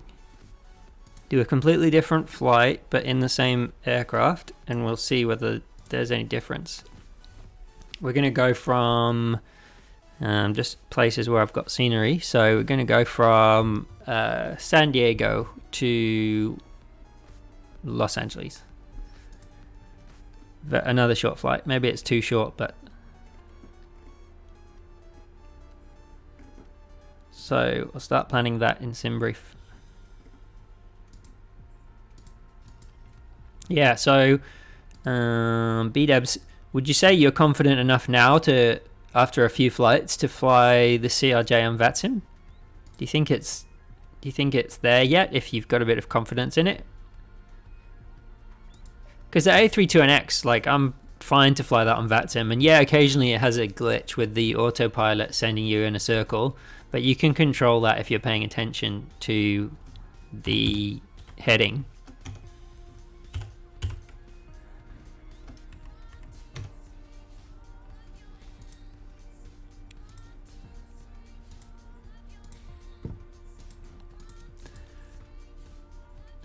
So we go, okay, San Diego is very heavy on frames as well, so not quite sure how this is going to work, but let's just give it a go. Oh, we don't want a heavy gate. Does it make any difference? Medium gate, that'll do. So we got live weather, but I've just shifted the time to daytime.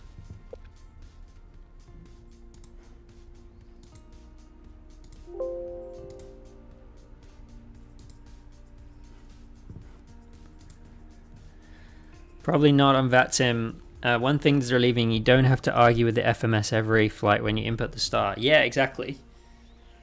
That is like the common issue, obviously, with the A320 is whenever you put the star in, it wants to send you to some random waypoint somewhere along the star, which if you're not paying attention, can make you go in a circle or make you take a shortcut or whatever. Generally, I solve that just by pulling the heading bug and then putting the star in. FS Labs A320.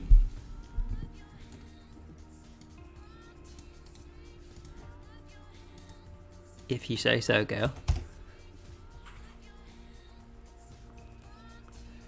Is that going to be available for Microsoft Flight Sim, or is it just P3D at the moment? Alright, here we go. Cold and dark. At a random gate. Oh, looks alright. If we picked a decent enough gate. Maybe.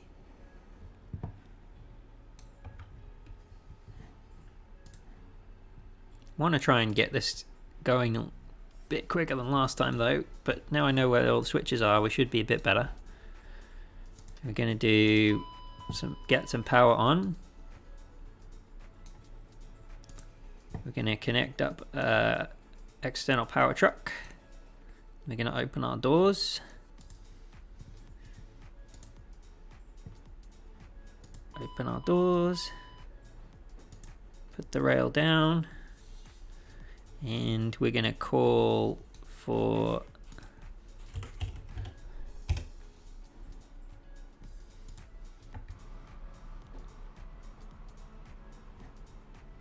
a jetway.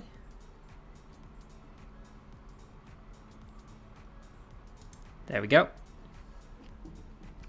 Alright, so Pax can get boarding.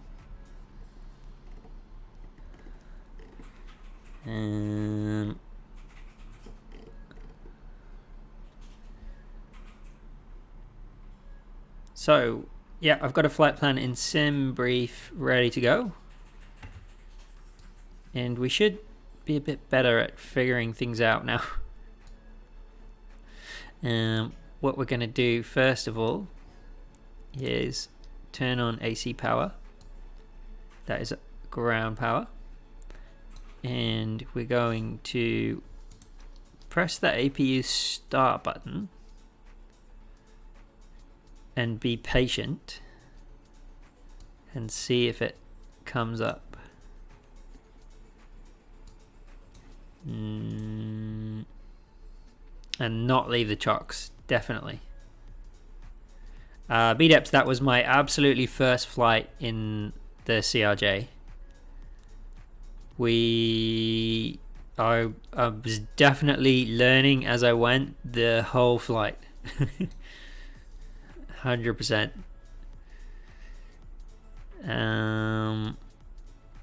So how did I get the APU to start last time?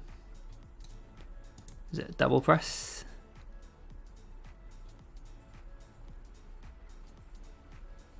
A lot more hands on the 320. Yeah, that's how I would describe it too. Alright. So maybe we need both of them pressed? Yes, both of them pressed. Okay, BDEPS, you're going to help me out now. Because Gail and I muddled through getting this plane up into the air last time, and we managed it. But I don't think it was the most time-effective way of doing it. I'm going to align the IRS already. I'm going to turn my passenger lights on. Edward the Pilot stream. Okay, I should watch that. I watched Philbert Flies today. He did like a hour and 15-minute flight between two airports in France, and that was really good.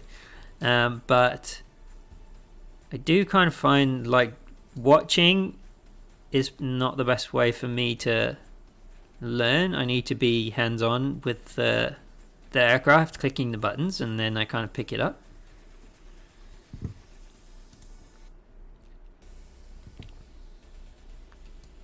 Okay.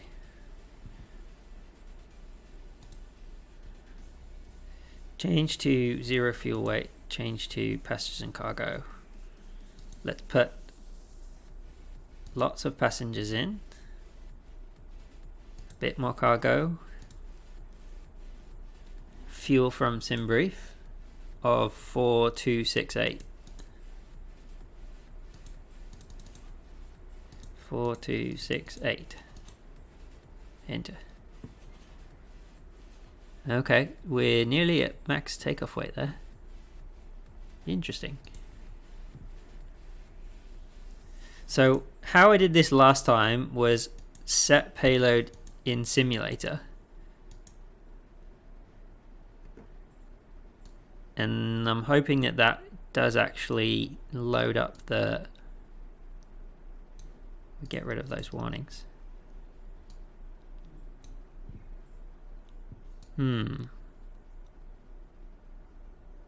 Yeah, that's what you did. Okay, cool. Well, we're getting there. And then we just go through the checklist and see. There's some stuff that obviously I will do once I'm a bit more confident with the plane, but for now, just... Yeah, I'll do the V-speeds once I've got the... Yep, no worries, speed ups. But I'll do the V-speeds once I've got the flight plan in. APU start. Hydraulic panel checked.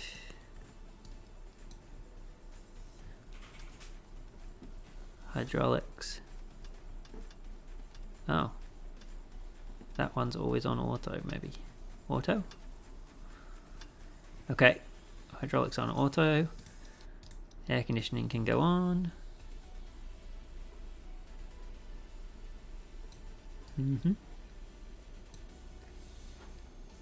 ELT armed. Cabin pressure panel, air conditioning on. Anti-ice on.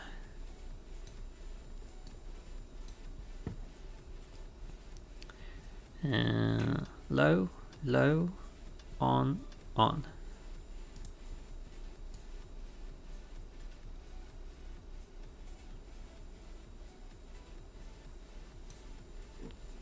Nose wheel steering off. Standby compass checked. Clock set. Instrument panels checked. Yaw damper engaged. That was the one that we had problems with before. Yaw damper. Okay, we're getting through these a bit quicker this time. And it was Mac trim, stab trim needs to be engaged.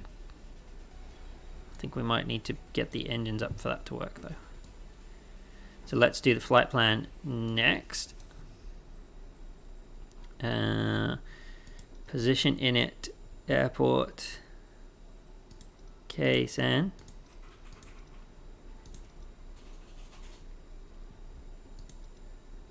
Let's set position. Flight plan. KSAN 2 K lax.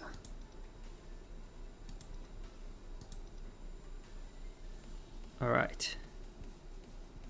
Alternate is KONT.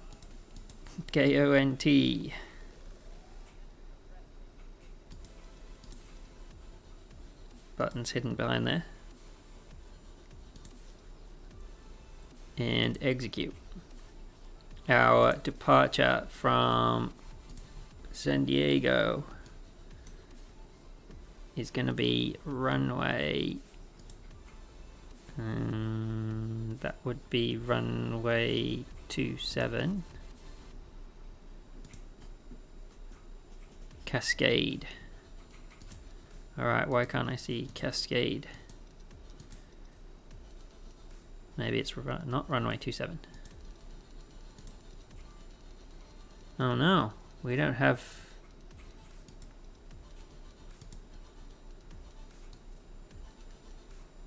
We do not have our departure in here. Maybe the air rack is not loaded. It's not up to date. What's going on here?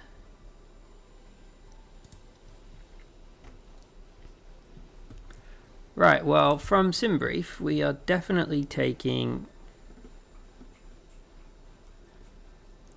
Let me just check this properly.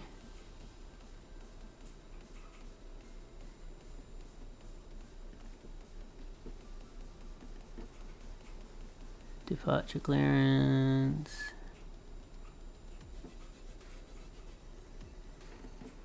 We're definitely taking runway 27.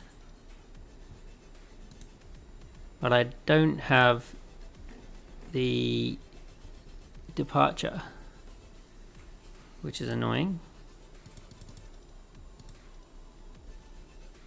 Let's put it in plan mode and have a look. So format, I think it's that one.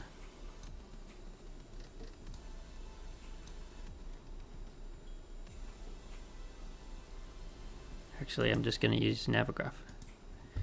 Case and check the SID. Alright, well, it's because my my flight plan is not correct. It would make sense if I put the right airports in the flight plan. K-SAN, K-LAX.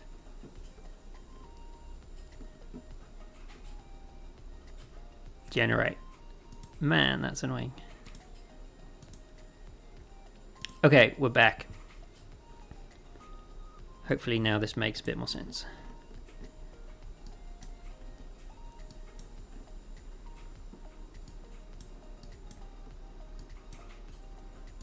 Our departure is Echo 2, runway 27. Yes.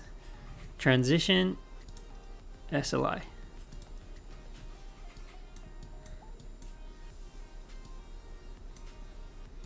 And we want to arrive. Is that in? Execute. Yes. And we actually don't have any flight plan to put in, which is awesome. We just need to put in ILS that works for, I need to put in an arrival that works for LAX.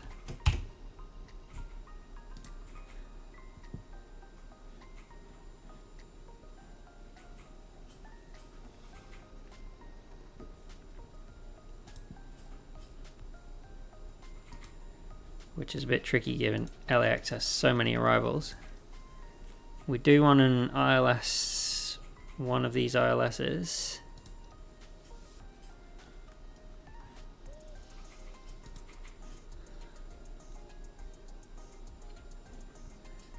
Yeah.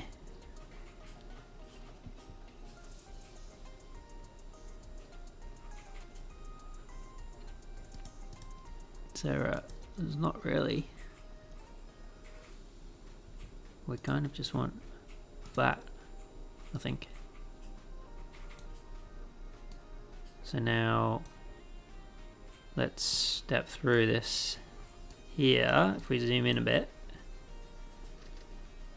Whoa, wrong mode. And up and down. No, maybe legs page. Yeah.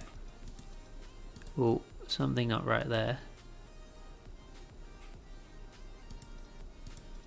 From SLI, something's not right. Next page.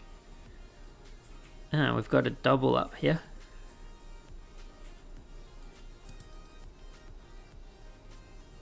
Yeah, well, we want to get rid of that discontinuity because we've got those vectors. We want to probably put that Momoto up there. Should be a bit better.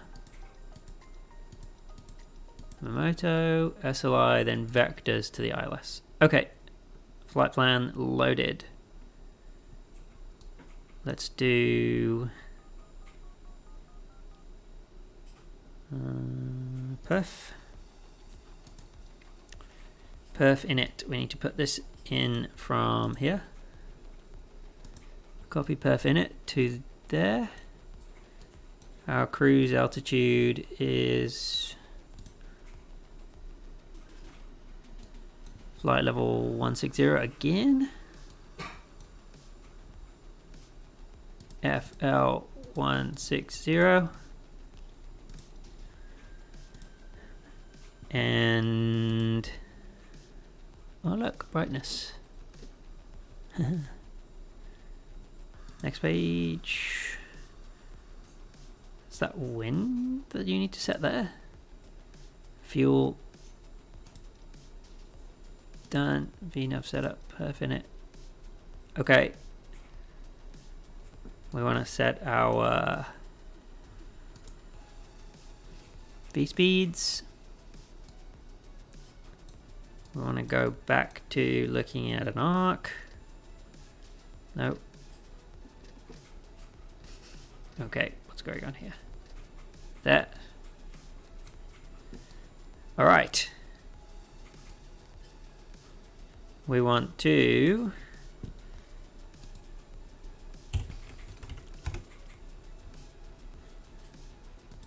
now that I've got a bit more confidence, we'll start PackX and start the boarding process. Yeah, we know PackX doesn't like you. Start a new flight.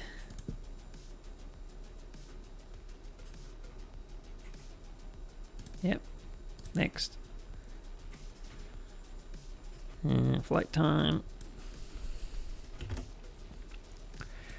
10. Let's do 12 minutes till takeoff. We're full. Start. All right, we're boarding.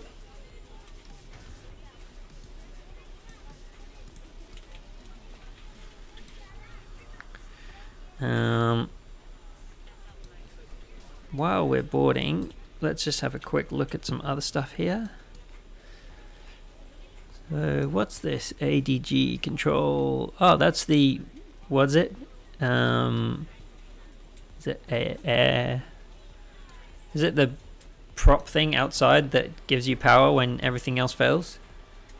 Somewhere, drops out somewhere around here.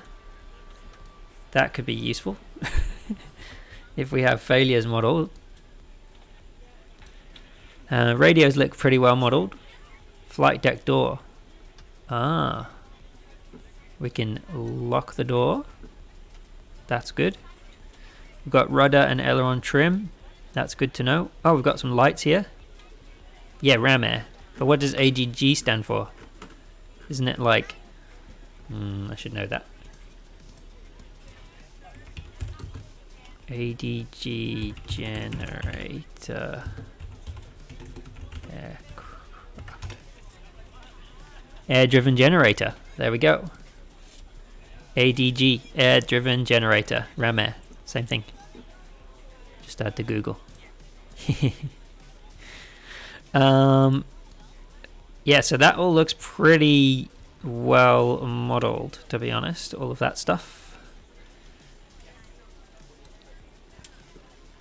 Ground proximity, buttons, engines. Hello, ladies and gentlemen. Lab I would love test. to welcome you aboard our flight. When you There we find go. your seat, please be sure to place your larger carry-on items in the Lighting. overhead bins and smaller items underneath the seat in front of you. Unless you're in a front row, Oh, please floor place lights. all of your items in the overhead bin. We've got If wipers, you we have any got trouble finding a location for stall. your carry-on items, please let a flight attendant know and we Pusher. will be happy to assist you. If the overhead bin is full, please make sure you close it as a courtesy to other What's this thing? passengers. Sky scan. Please double check that all your items are put away so that the aisle is clear and other passengers can make their way to their seats. If you're in an emergency exit row, please read the exit seating responsibilities in the card in the seat back in front of you. Ah. If you're not able to comply with We these can actions, see please our let a plane. flight attendant know so that way you can be reseated. How good. Feel free to use your cell phones during the rest of the boarding process, but we do ask Interesting. that laptops, tablets, and any other larger electronic devices are stowed once we depart from the gate. Thank you. and Ah, welcome aboard. transponder. Yeah.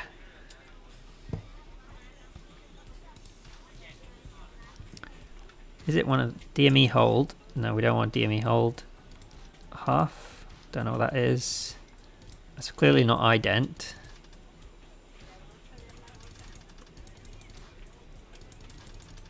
No. Out. On. Off. We are ready to go when you are. Okay.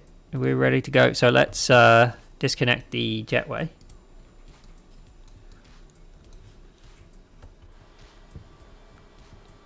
There we go. Jetway disconnected. We need to not make the same mistakes as before. 2125. The service to Los Angeles. Our flight time will be roughly 36 minutes. Please note the cabin door is now closed. We ask that you make This lady is a little bit loud. There we go. We're going to disconnect ground power. We're going to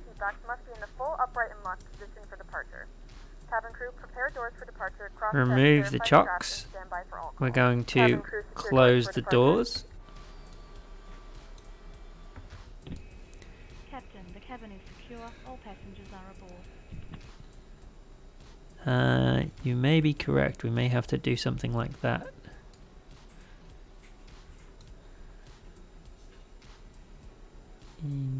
Under WXR. Made it back. ATC cell 1.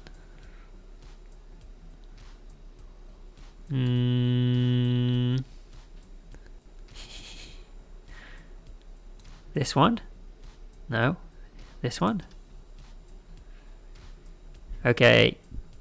B-Dep's or Gale. The race is on. First one to tell me how to turn the transponder on. Can I change it from my... No. I'm just looking to see whether my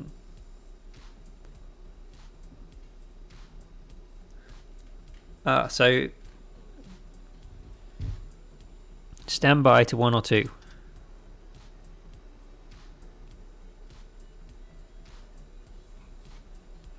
And to the right from off to on.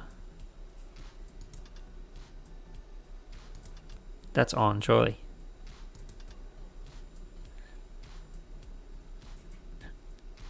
I still don't understand how to turn this on. This one? Not on the screen. Okay. Lower. ADF. Markup mask. Transfer. This one. Weather. Gain. Here. On.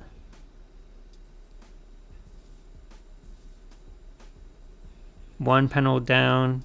Left of that. This one. Ah. Yes.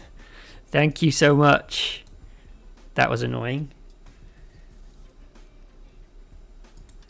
So I still can't tune it with my radio panel, but that's alright. Now at least I know how to turn it on and off.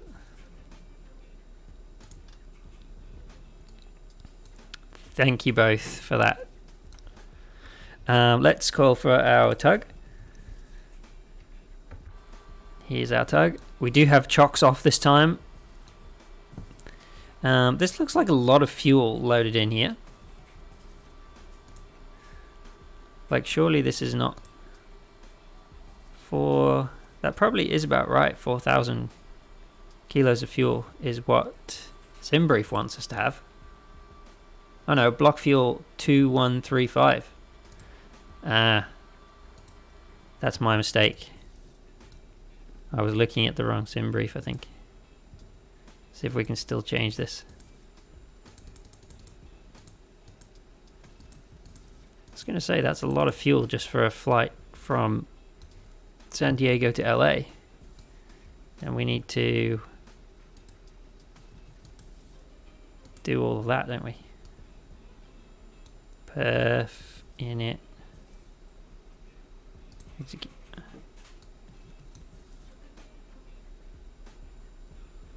Alright.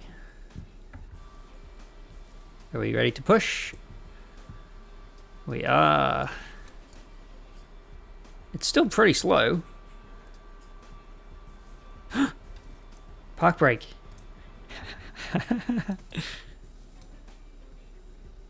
Yeah. Now try. Ah, that's so much better. It's actually too fast now. I can slow him down a bit. Alright. Ladies and gentlemen, please direct your complete attention to the flight attendants as they demonstrate the safety features of our aircraft. You will notice a light illuminated. So much better. When this light is illuminated, please fasten your seatbelt low and tight across Love it. your lap. To So fasten, we insert the metal do a fittings into U-turn one here. another and tighten by pulling on the loose end of the strap. Only one Seatbelt runway lift up the portion of the at buckle. We suggest that you keep your seatbelt fastened throughout the flight as you may experience San Diego. So we'll just push back. There are several emergency exits on this aircraft. I think we want to head out this way. I'll just check the taxi chart in a second. Probably need him to slow down a bit in order to make this turn. He doesn't turn very tight, this tug. Same problem. To start the flow of oxygen, pull the Yeah. mask towards you. Place it firmly over your nose and mouth. Thanks, tug. Secure the elastic band behind your head. Tighten the strap Park if brake necessary, back on. and breathe normally. Although the bag does not inflate, Tug can oxygen go away. is flowing to the mask. If you're traveling Terrible with a child or pushback. someone who That's fine. requires assistance, secure your mask on first and then assist others. Keep your mask Let's on until a member look of out crew the front advises door, you to stay front clear. window. In the unlikely event of a water We leak, the life want vest is located in a pouch under your seat or between the armrests. When instructed to do so, open the Pretty pouch much always and remove 2.7 at KSAN so that the we wrap the straps take around off the waist and out pull over the pull water, strap to correct? To inflate So the bag, pull firmly on the red cord only when exiting the aircraft. If it doesn't we're inflate gonna automatically, it will blow into the mouthpiece head and out signal inflation. here. It looks like it's taxiway Bravo all the way down the side of the runway, right to the other end. Be sure to exit the aircraft as soon as possible. But before we do that, we're gonna have to start Once our again, all devices engines. must be in airplane mode, and So the buzzer devices must be turned fuel off and pump's stowed at the same on, time. Please securely stow your and personal items. first Make sure engine your can seatbelts are start. fastened Oh, seat backs and beacon chain on. cables are in their full upright position. We remind you that this is a non-smoking flight.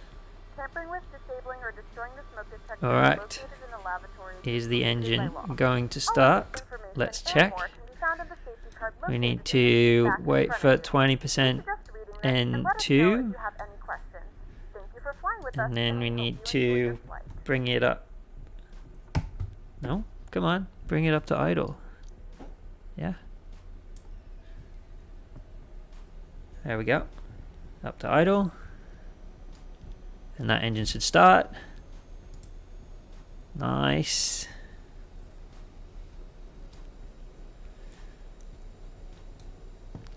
We can also turn our taxi lights on now, can't we?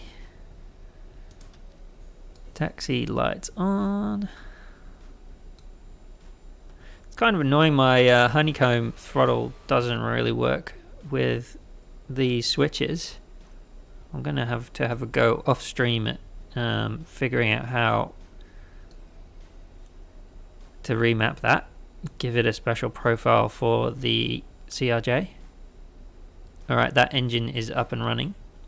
Let's do the other one. And start.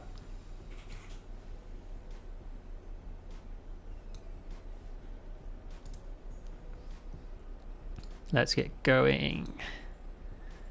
Nice and quick. Oof. Yeah, it's going to be a long stream. Well, by the time we land this one, let's hope we don't have to do any go-arounds again.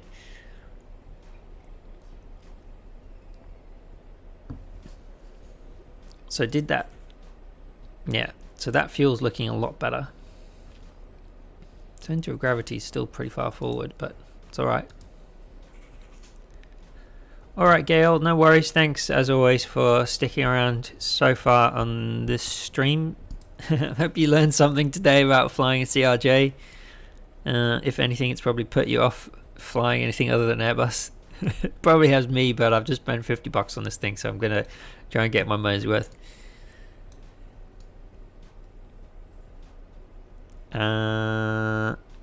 Okay, I haven't started this properly. Come on, engine. You can do it.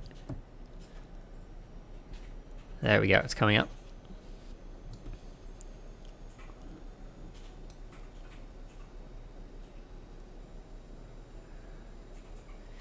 And hooray, we're getting rid of all of our warnings. We want this one to go away as well. And that's all of our warnings gone. I'm happy. Next, we're going to get our recirc fan on and turn our APU off. APU off. I think recirc fan's over here. There we go. We've got APU SOV open. Not sure about that one. You would think it would be on the APU page. Bleed valves open. Bleed valves auto, surely. Hit the APU power. Oh, that was easy. Alright, makes sense. We do want seatbelts on. We do want no smoking. Emergency lights. Probably should just be in arm, shouldn't they? Yes. Alright. Warnings are all pretty much sorted. That's good. Let's just take a little look. Oh, that's a good reminder. Nose wheel steering. Packs are on. APU sorted out. Anti-ice is sorted out. Okay, we're good. Taxi. Trims we need to check. We need to arm thrust reversers. And everything else we are good before takeoff. Fuel crossflow to manual. And that's it.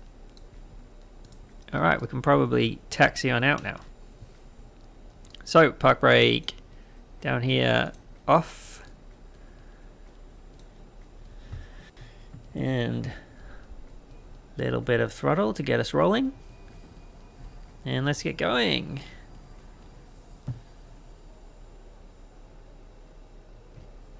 There we go. We're gonna taxi out here to Bravo and then hang a right turn.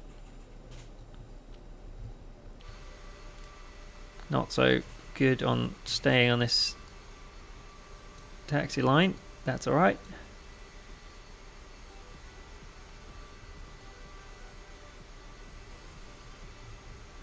Taxi out here. Turn right here onto Bravo and then head all the way up to the other end of the runway for our departure. And when we're on the way up, we will do our control surfaces checks.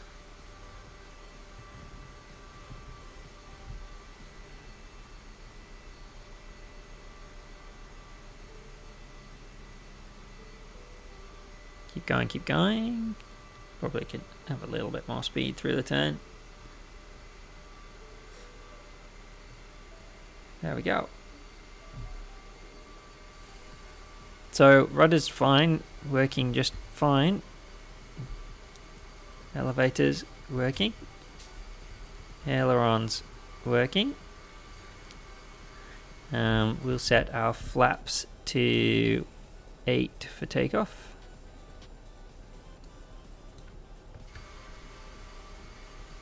Flaps working. Really need to stay on that taxi line. And one thing I haven't done is just check that trim. Just remembered.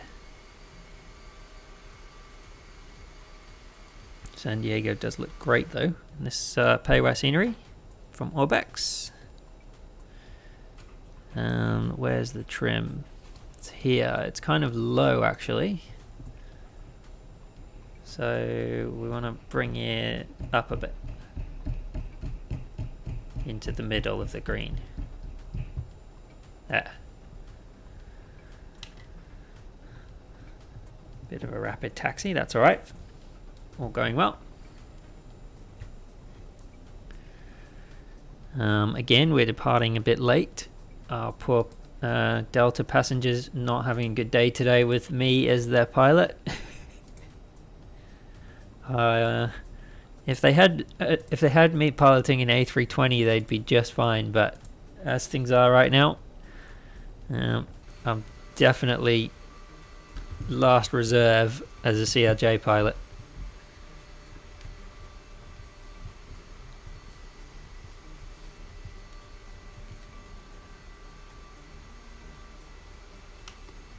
And as we are on the way up here, we will make sure all of our lights here are on.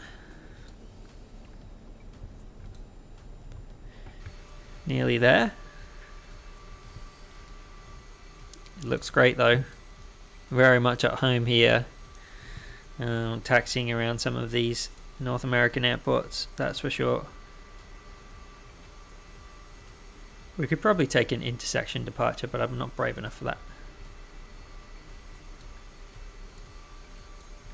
Let's get going. Let's get going for another flight. Hey! Time to get out of beautiful San Diego and head up the coast for probably one of the shortest flights that these CRJs do.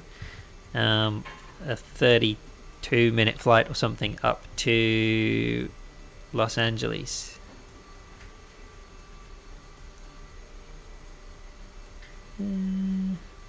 We're nearly there. Just taxiing up to the end of here.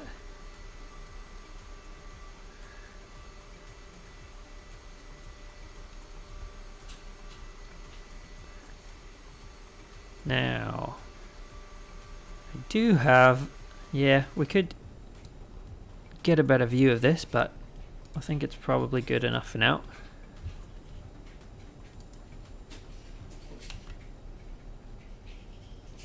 We will line ourselves up.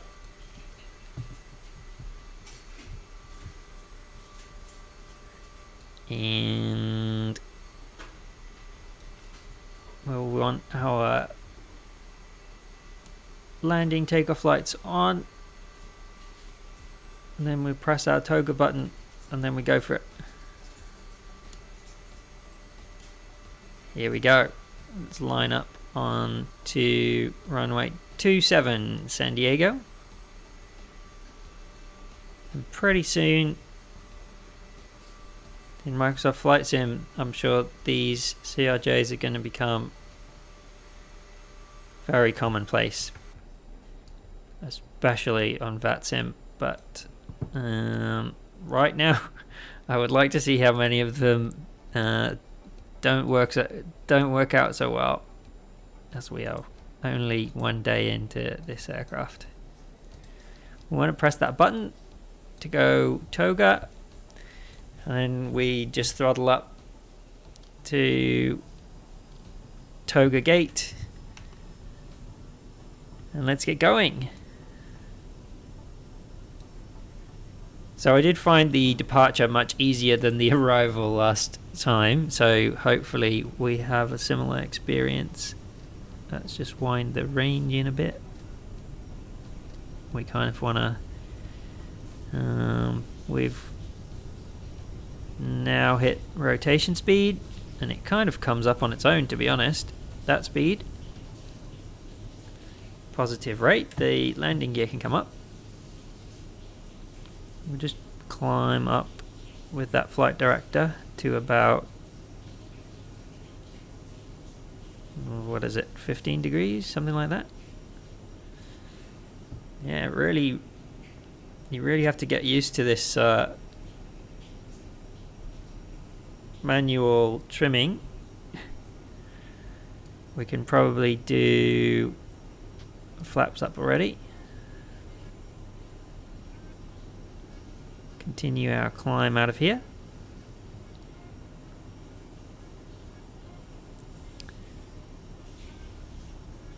And just making a slight right turn to our first waypoint. Flaps can come all the way up.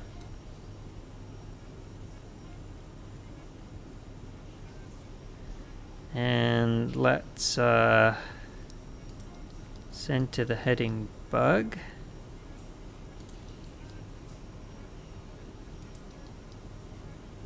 Let's do climb and autopilot and see what happens.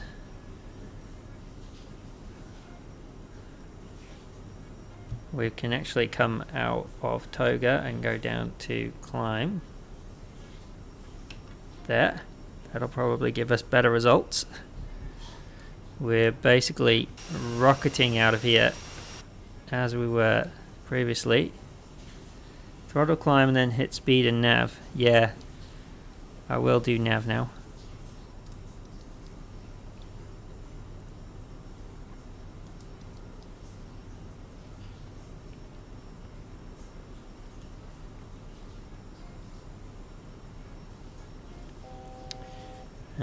We actually wanna. Ladies and gentlemen, we have now passed 10,000 feet.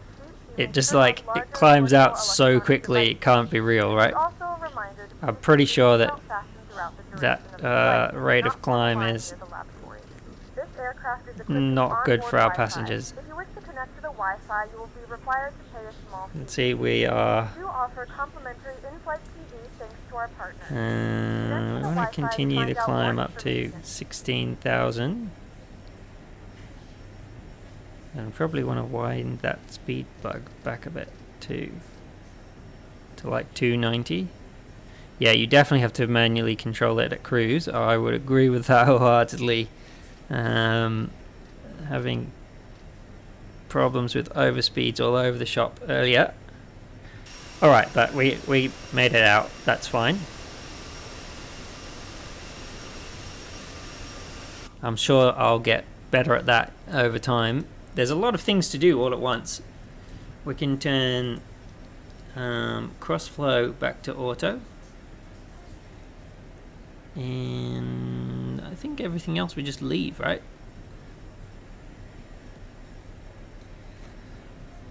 Yeah, once you're at overspeed it climbs. Alright, so the trick is don't overspeed, basically. So, bleeds and APU set, thrust reversers off. Okay, so you do have to turn the thrust reversers off in flight, is it? And we're about to hit our altitude, so I'm going to start slowing us down a little bit. That's better. Then we're going to increase our range so we can see where we're going. That's good. Oh, it's got a little traffic, radar terrain, speed refs. Okay, so you can set that's where you set your speed refs if you weren't doing it through the FB, I guess. Due to the short duration of this flight, we will not be able to offer in-flight service. Okay. Please let us know if there's anything we can do. And we're in cruise already. And we will try our best. Yeah, what's up with that weird effect? It's not looking so hot there. No worries. Yeah, super short flight, so no snacks for our packs, unfortunately. The intent was to just do another flight and then try and get down on the ground. Doesn't look like we've really got a top of descent here, other than knowing that we need to be at 4,000 SLI.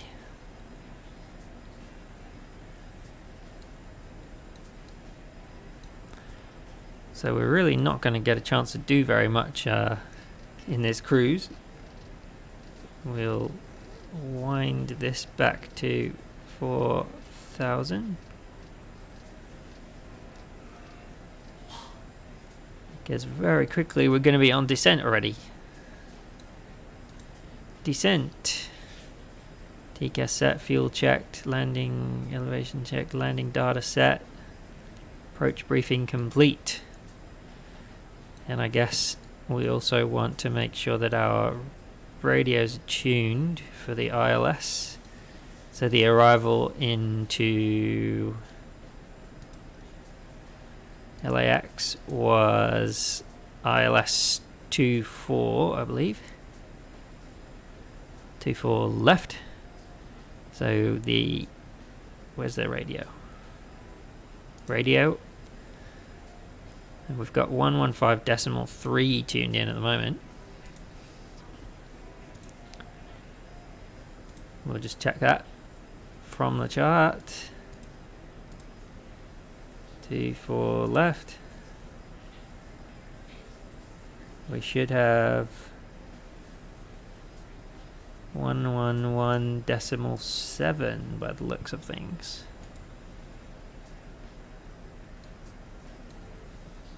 So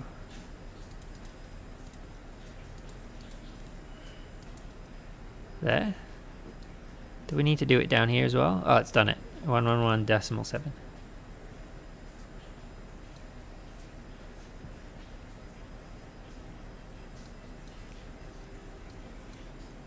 Okay. Crew's going very nicely right now. Let's get some beautiful outside views. One thing I haven't really done is set up any custom views. I guess you can, right? If you... how do you do that in flight? I don't really know. Can you go through the door? Nope. Okay. I'm sure there's a way to do it. Otherwise we just jump in the drone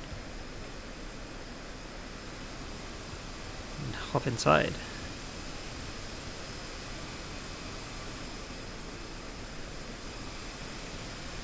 Very good.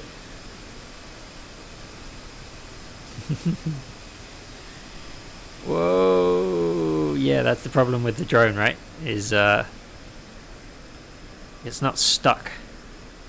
Control Alt number to set the views. Yeah. That's what I was trying to do, but if I'm in the cockpit and, like, for example,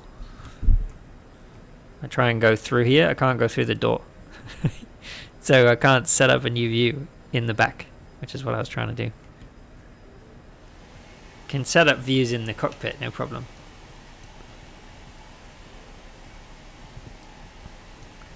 Right, so that snowflake being low means that I need to start descending, I reckon.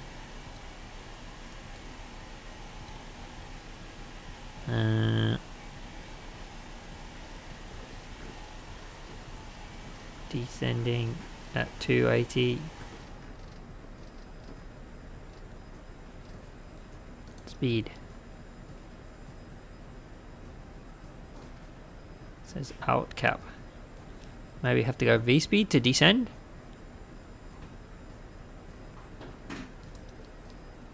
V speed. Okay, we're descending at... Let's go at 2,000 feet per minute. Then we're obviously going to gain speed by doing that. That's alright. Let's wind this range in again. No, this one. Yeah. So we can see where we are.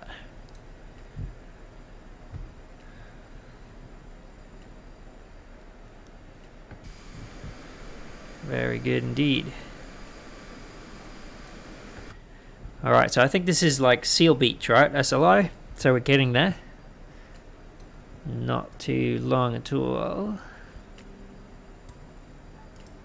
We never actually turned our seatbelt signs off, but they probably wouldn't get much of a chance to do much walking around here anyway.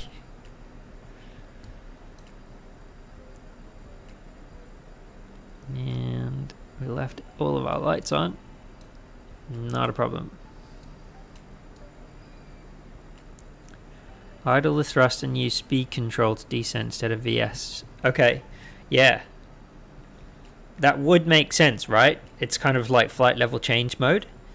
But seems like VS is the way to go right now. I've managed to catch up with the snowflake, which I think is what I need to do.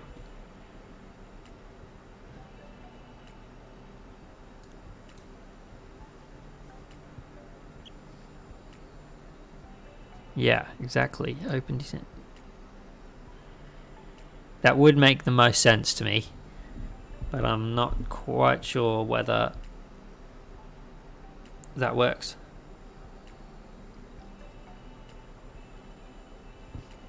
Alright. We're going to have to vector ourselves once we get to Seal Beach, SLI.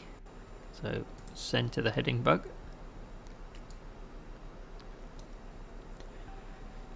And continue our descent. We're doing okay at the moment.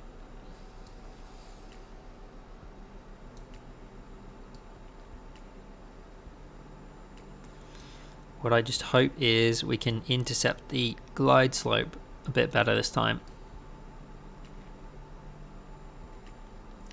Because these speeds, right, they look like we need flaps below 230 knots. Surely that's high for a flaps 1. That's what it looks like.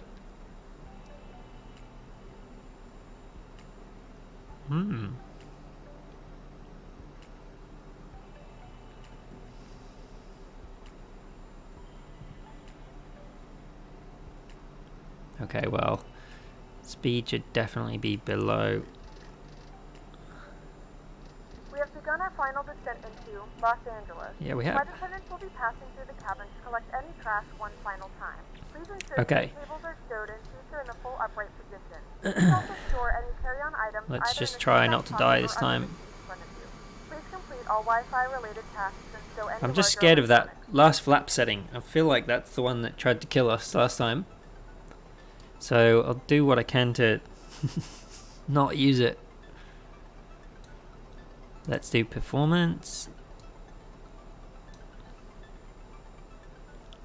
So VREF 134.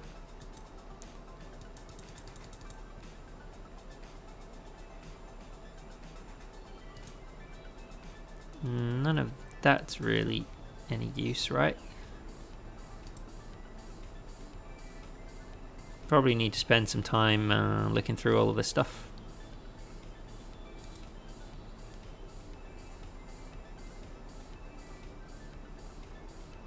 Coupled VNav available. Wonder what that is.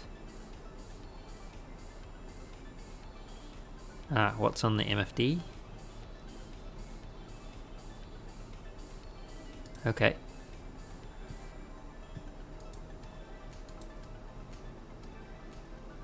For landing checklist. Passenger signs on, thrust reversers armed, landing gear down, flaps. Thrust reversers back armed again.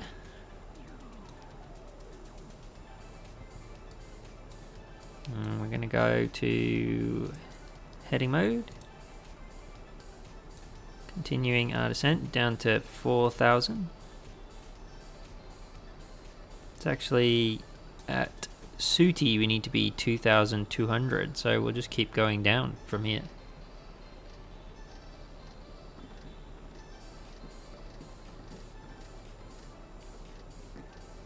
Six, 5, 4, 3. This is where you feel like you need a 4K monitor to be able to see tiny numbers there while you're scrolling a wheel over here. I feel like there should be a better way of doing that, but maybe not.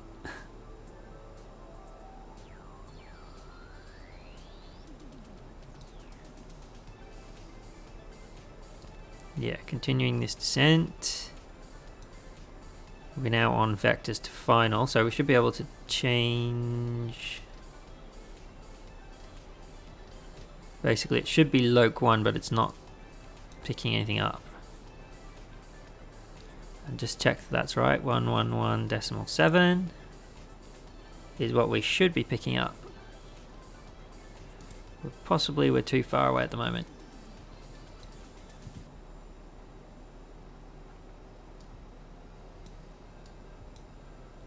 Is there anything I haven't done here? We're still on 1117 here. This is all good.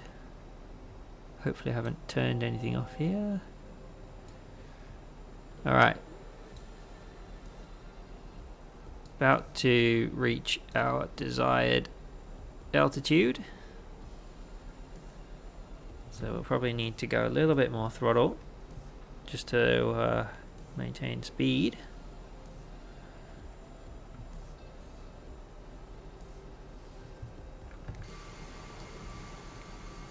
Seems pretty happy at the moment. Thought the localizer just appeared in range and you hit approach mode. Okay. Well, I've got localizer now. think it just was out of range.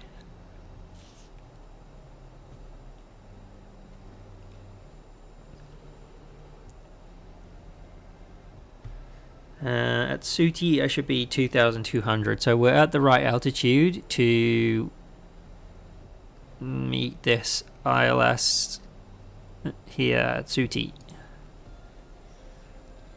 If we just try not to intercept the ILS too tight. Not sure what's going on here.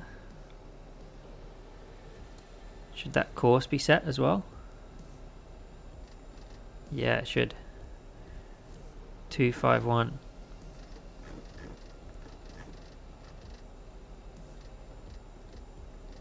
There we go. That looks better.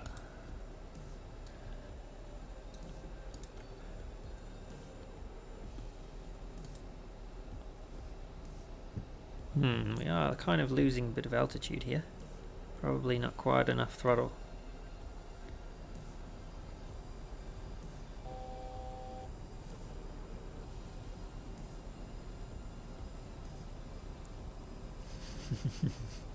This is where it all goes wrong.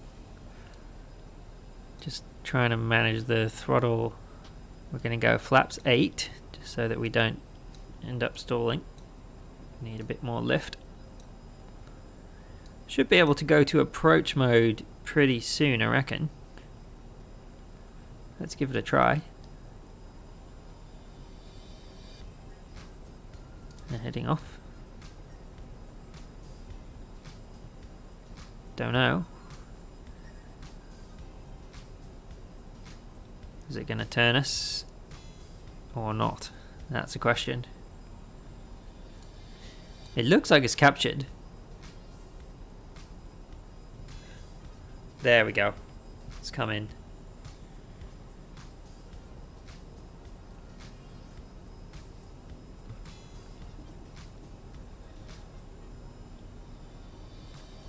Okay, that was pretty decent. Turned us pretty well. What the heck is going on here? Why are we climbing up to this? I think it's trying to climb up.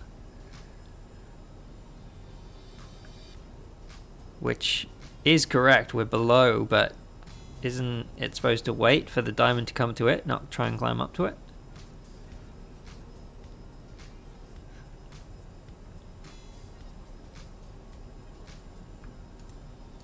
Okay, maybe we're supposed to do loc capture, wait for the diamond to come to us, and then approach mode. That would probably work a bit better.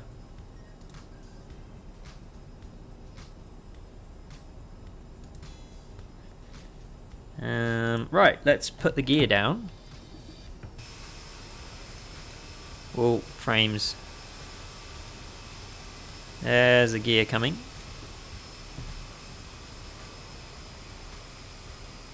Bit less throttle, as we are now on final. I'm too scared of this last flaps notch, so we won't be using that. And seems like none of these want to work. We'll go 30 flaps.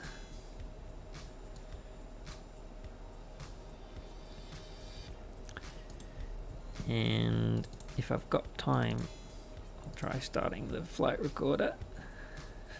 A little bit fast, but we're kind of slowing down slowly. And it's much more stable than it was the last time around, let's put it like that.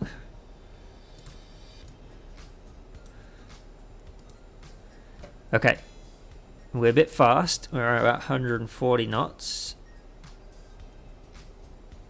So we'll just throttle back a little bit more. Oh, this is so much better than the last time. Basically just hands on throttle, trying to make sure we don't lose too much speed here. Other than that, all good.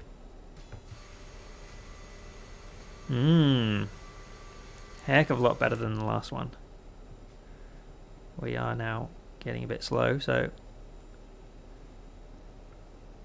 just watching.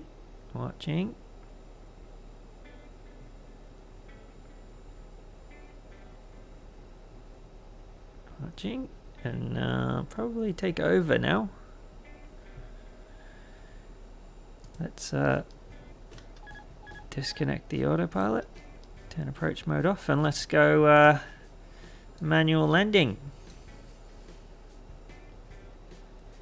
Again, I feel like we're a little bit slow and we're starting to sink. 300. Oh no! Too low. Flaps. 200. 200. Too low. Flaps. This time we're sinking rather than floating. 100. I think I just didn't have enough throttle in. Too low. Flaps. Let's look over the... That's Too low. better. Flaps. Alright, well, we didn't die. It wasn't great though. Too low. Flaps. There we go. Too low. Flaps. 100. Yeah, it really wants like full flaps at this point. But as soon as I go full flap... Look, see, I'm floating. How did I gain all that altitude? 50. 40. 30. 20.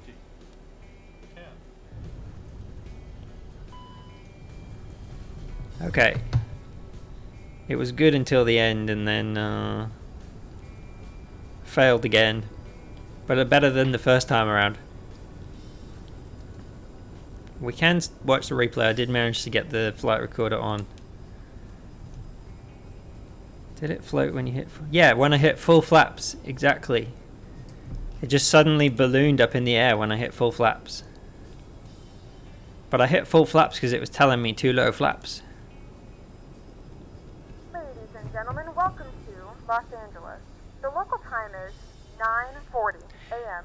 and it's currently about 46 degrees Fahrenheit. You can now use your mobile devices. Pretty cool. 46 degrees Fahrenheit. Come to a complete stop and the seatbelt sign is turned So off. where are we going at Remember to LA? use caution when opening Not this way, overhead obviously. bins. Items may have shifted during the flight.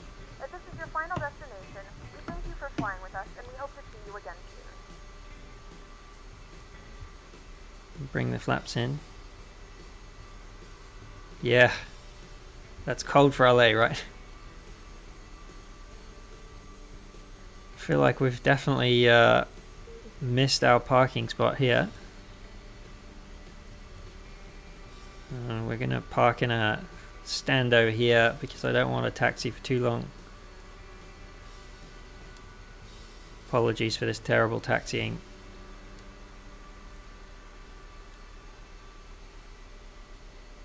We'll pull up next to this 7.4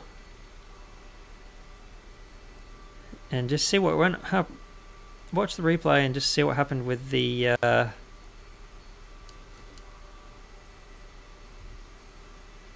landing again, because I'm keen to diagnose these issues. I need to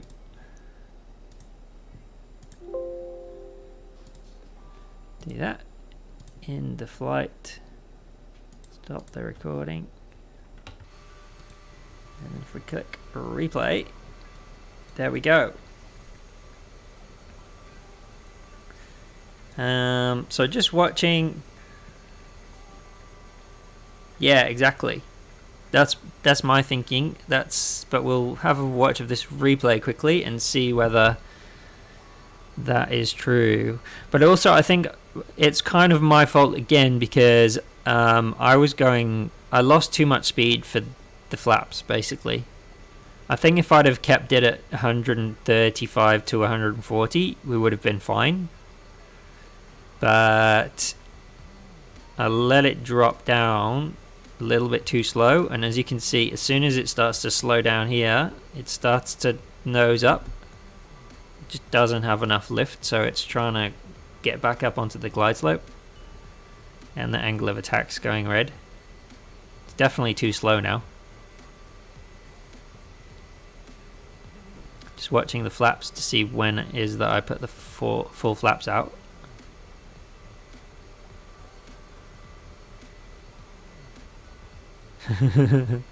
Yeah, it's too slow. That's definitely the main problem. I think that's probably right. Yeah, flaps 45. but I'm too slow. Below 130. These people in these warehouses would have got a shock.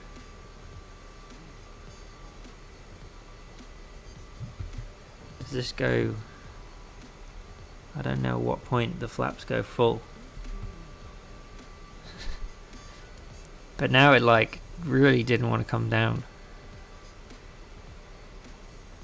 To be honest, I think that was my fault. I think if I'd have maintained a stable speed, like now with flaps full, and it suddenly ballooned.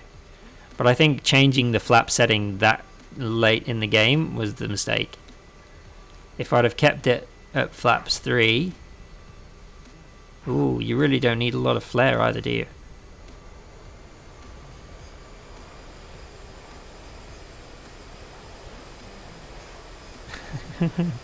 And the nose is down. Yeah, so I reckon if I'd have been going fast enough for that flap setting, it would have been fine. Or if I'd have set my flaps to 45 early. Yeah, I agree. The main issue is the speed. If I'd have set my flaps to 45 early and then had a stable approach at flaps 45, then that would have been fine as well. But I had neither of those things. I had an unstable approach at the wrong flap setting.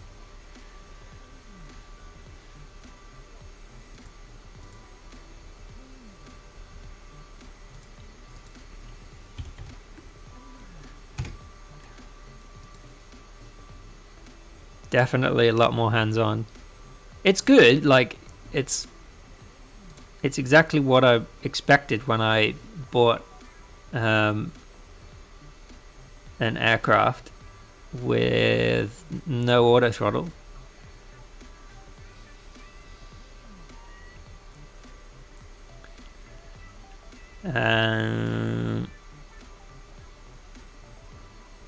So speaking of A320s, I think my next stream, thanks for the follow, BDEPS. What's going on here? Taxiing inside this 7.4.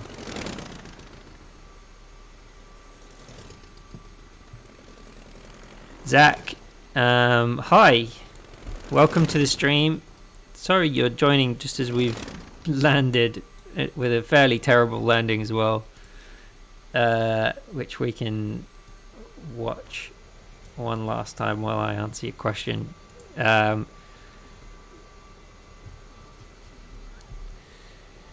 What joystick do I use? It's down here. Just check that it's in frame. Yeah, so it's the Thrustmaster Airbus TCA throttle quadrant. It's awesome. Like prior to getting the CRJ, I was flying almost exclusively Airbus, so it made complete sense for me to have an Airbus side stick. Obviously, for the CRJ, a yoke would make more sense, but haven't progressed that far just yet. I think it's a really awesome joystick, though. It 15-year-old CH product joke. Well, if it does the job for you and you're not having any issues with it, then I don't see that there's any need to upgrade to another yoke. But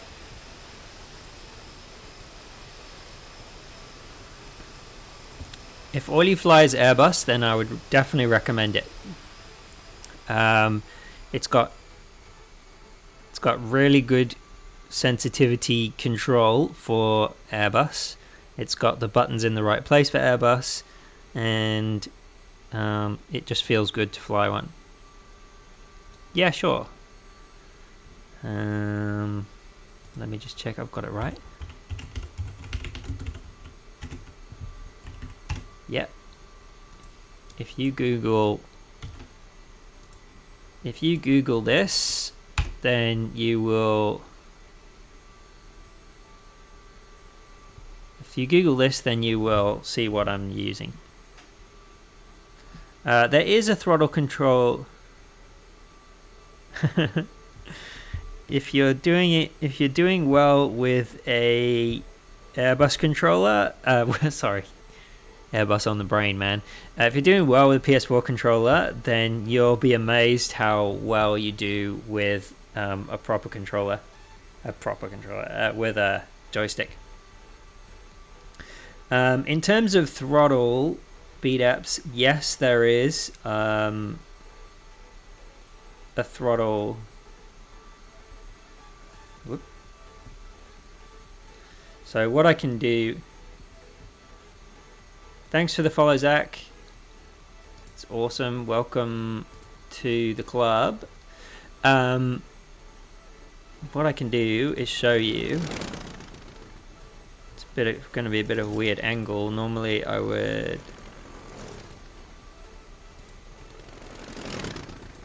test. Okay, cool. Both cam. Alright, so I've got my other cam now on bottom right of the screen. So you can see I have glass of water, TCA throttle quadrant, TCA side stick here on my left hand, Blue Yeti mic, and then over here the Honeycomb Honeycomb Bravo throttle quadrant, which is absolutely awesome as well for flying. Well, to be honest, for flying the Airbus in Microsoft Flight Sim, it was amazing. For flying the CRJ, so far I'm struggling. I think I need to remap some of the axes and the switches for the CRJ. But obviously I only got the CRJ this morning and I was at work all day, and then I jumped on the stream this evening to give it a try. In front of whoever wanted to watch me try and fail, or at least attempt a few things.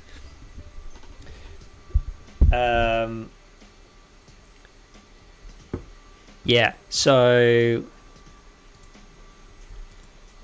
in terms of VATSIM, yeah, I love VATSIM. Actually, I always try and fly on VATSIM. However, today, this, like I just said, was my first attempt with a CRJ, and I was pretty concerned about it not doing what I wanted it to do. And I was pretty correct. I was pretty correct in that assumption, I suppose. Basically, yeah. But basically, I really enjoy flying on VATSIM, especially on the A32NX. It works really well. There's a few glitches with it, but I'm confident enough to fly it on VATSIM. For the CRJ, I just didn't know how today was going to go, so I decided not to have VATSIM.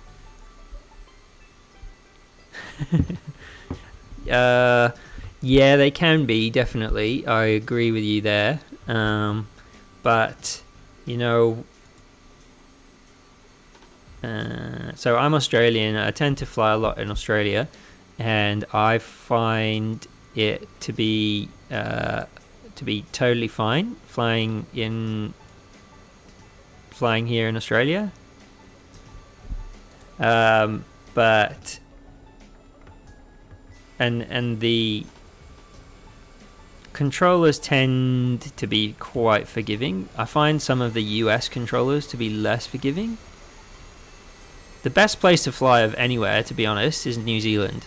Everyone there is super amazingly understanding, even for new pilots.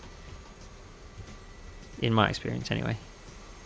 Trying to get a cool both landing gears viewpoint for the... There we go.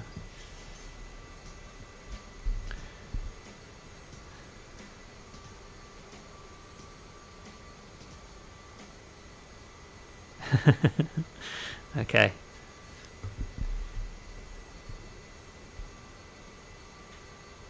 Yeah, I mean, VATSIM is what you make of it. Personally, I think it really adds to the realism of flying IFR flights, and it's great in certain parts of the world. Like I like it in the US and Europe and Australia, New Zealand, but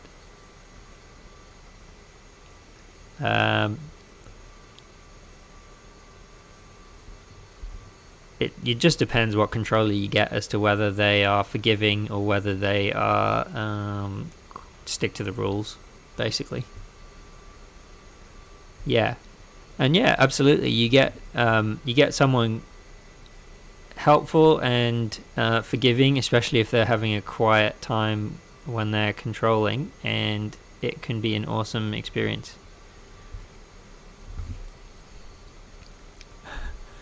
I don't know whether this is wing flex or just me all over the place, but it looks pretty cool.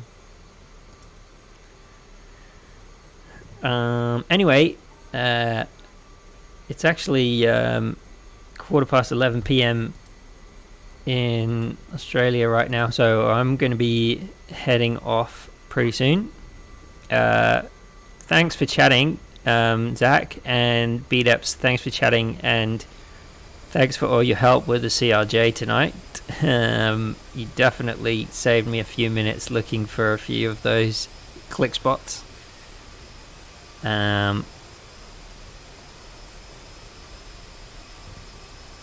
Yeah, no, that's alright, Zach, don't worry, it's been fun. I will be flying the CRJ on VATSIM very soon, maybe a couple more flights. If you want to follow along, I do usually do Sunday afternoons Australia time, which is Saturday night US time, and this time on weekday nights, Tuesday, Wednesdays, Thursdays, depending on when I'm free. Keep my schedule up to date. Would be great to see you guys again at some point. I'll be starting a raid now for Mr. Pilot. He's not flying a CRJ, he's flying the A32NX tonight, but he is a bit of a pro at flying the A32NX. So if he is still going, so I'm starting that raid. Yeah, thanks guys, and see you again soon.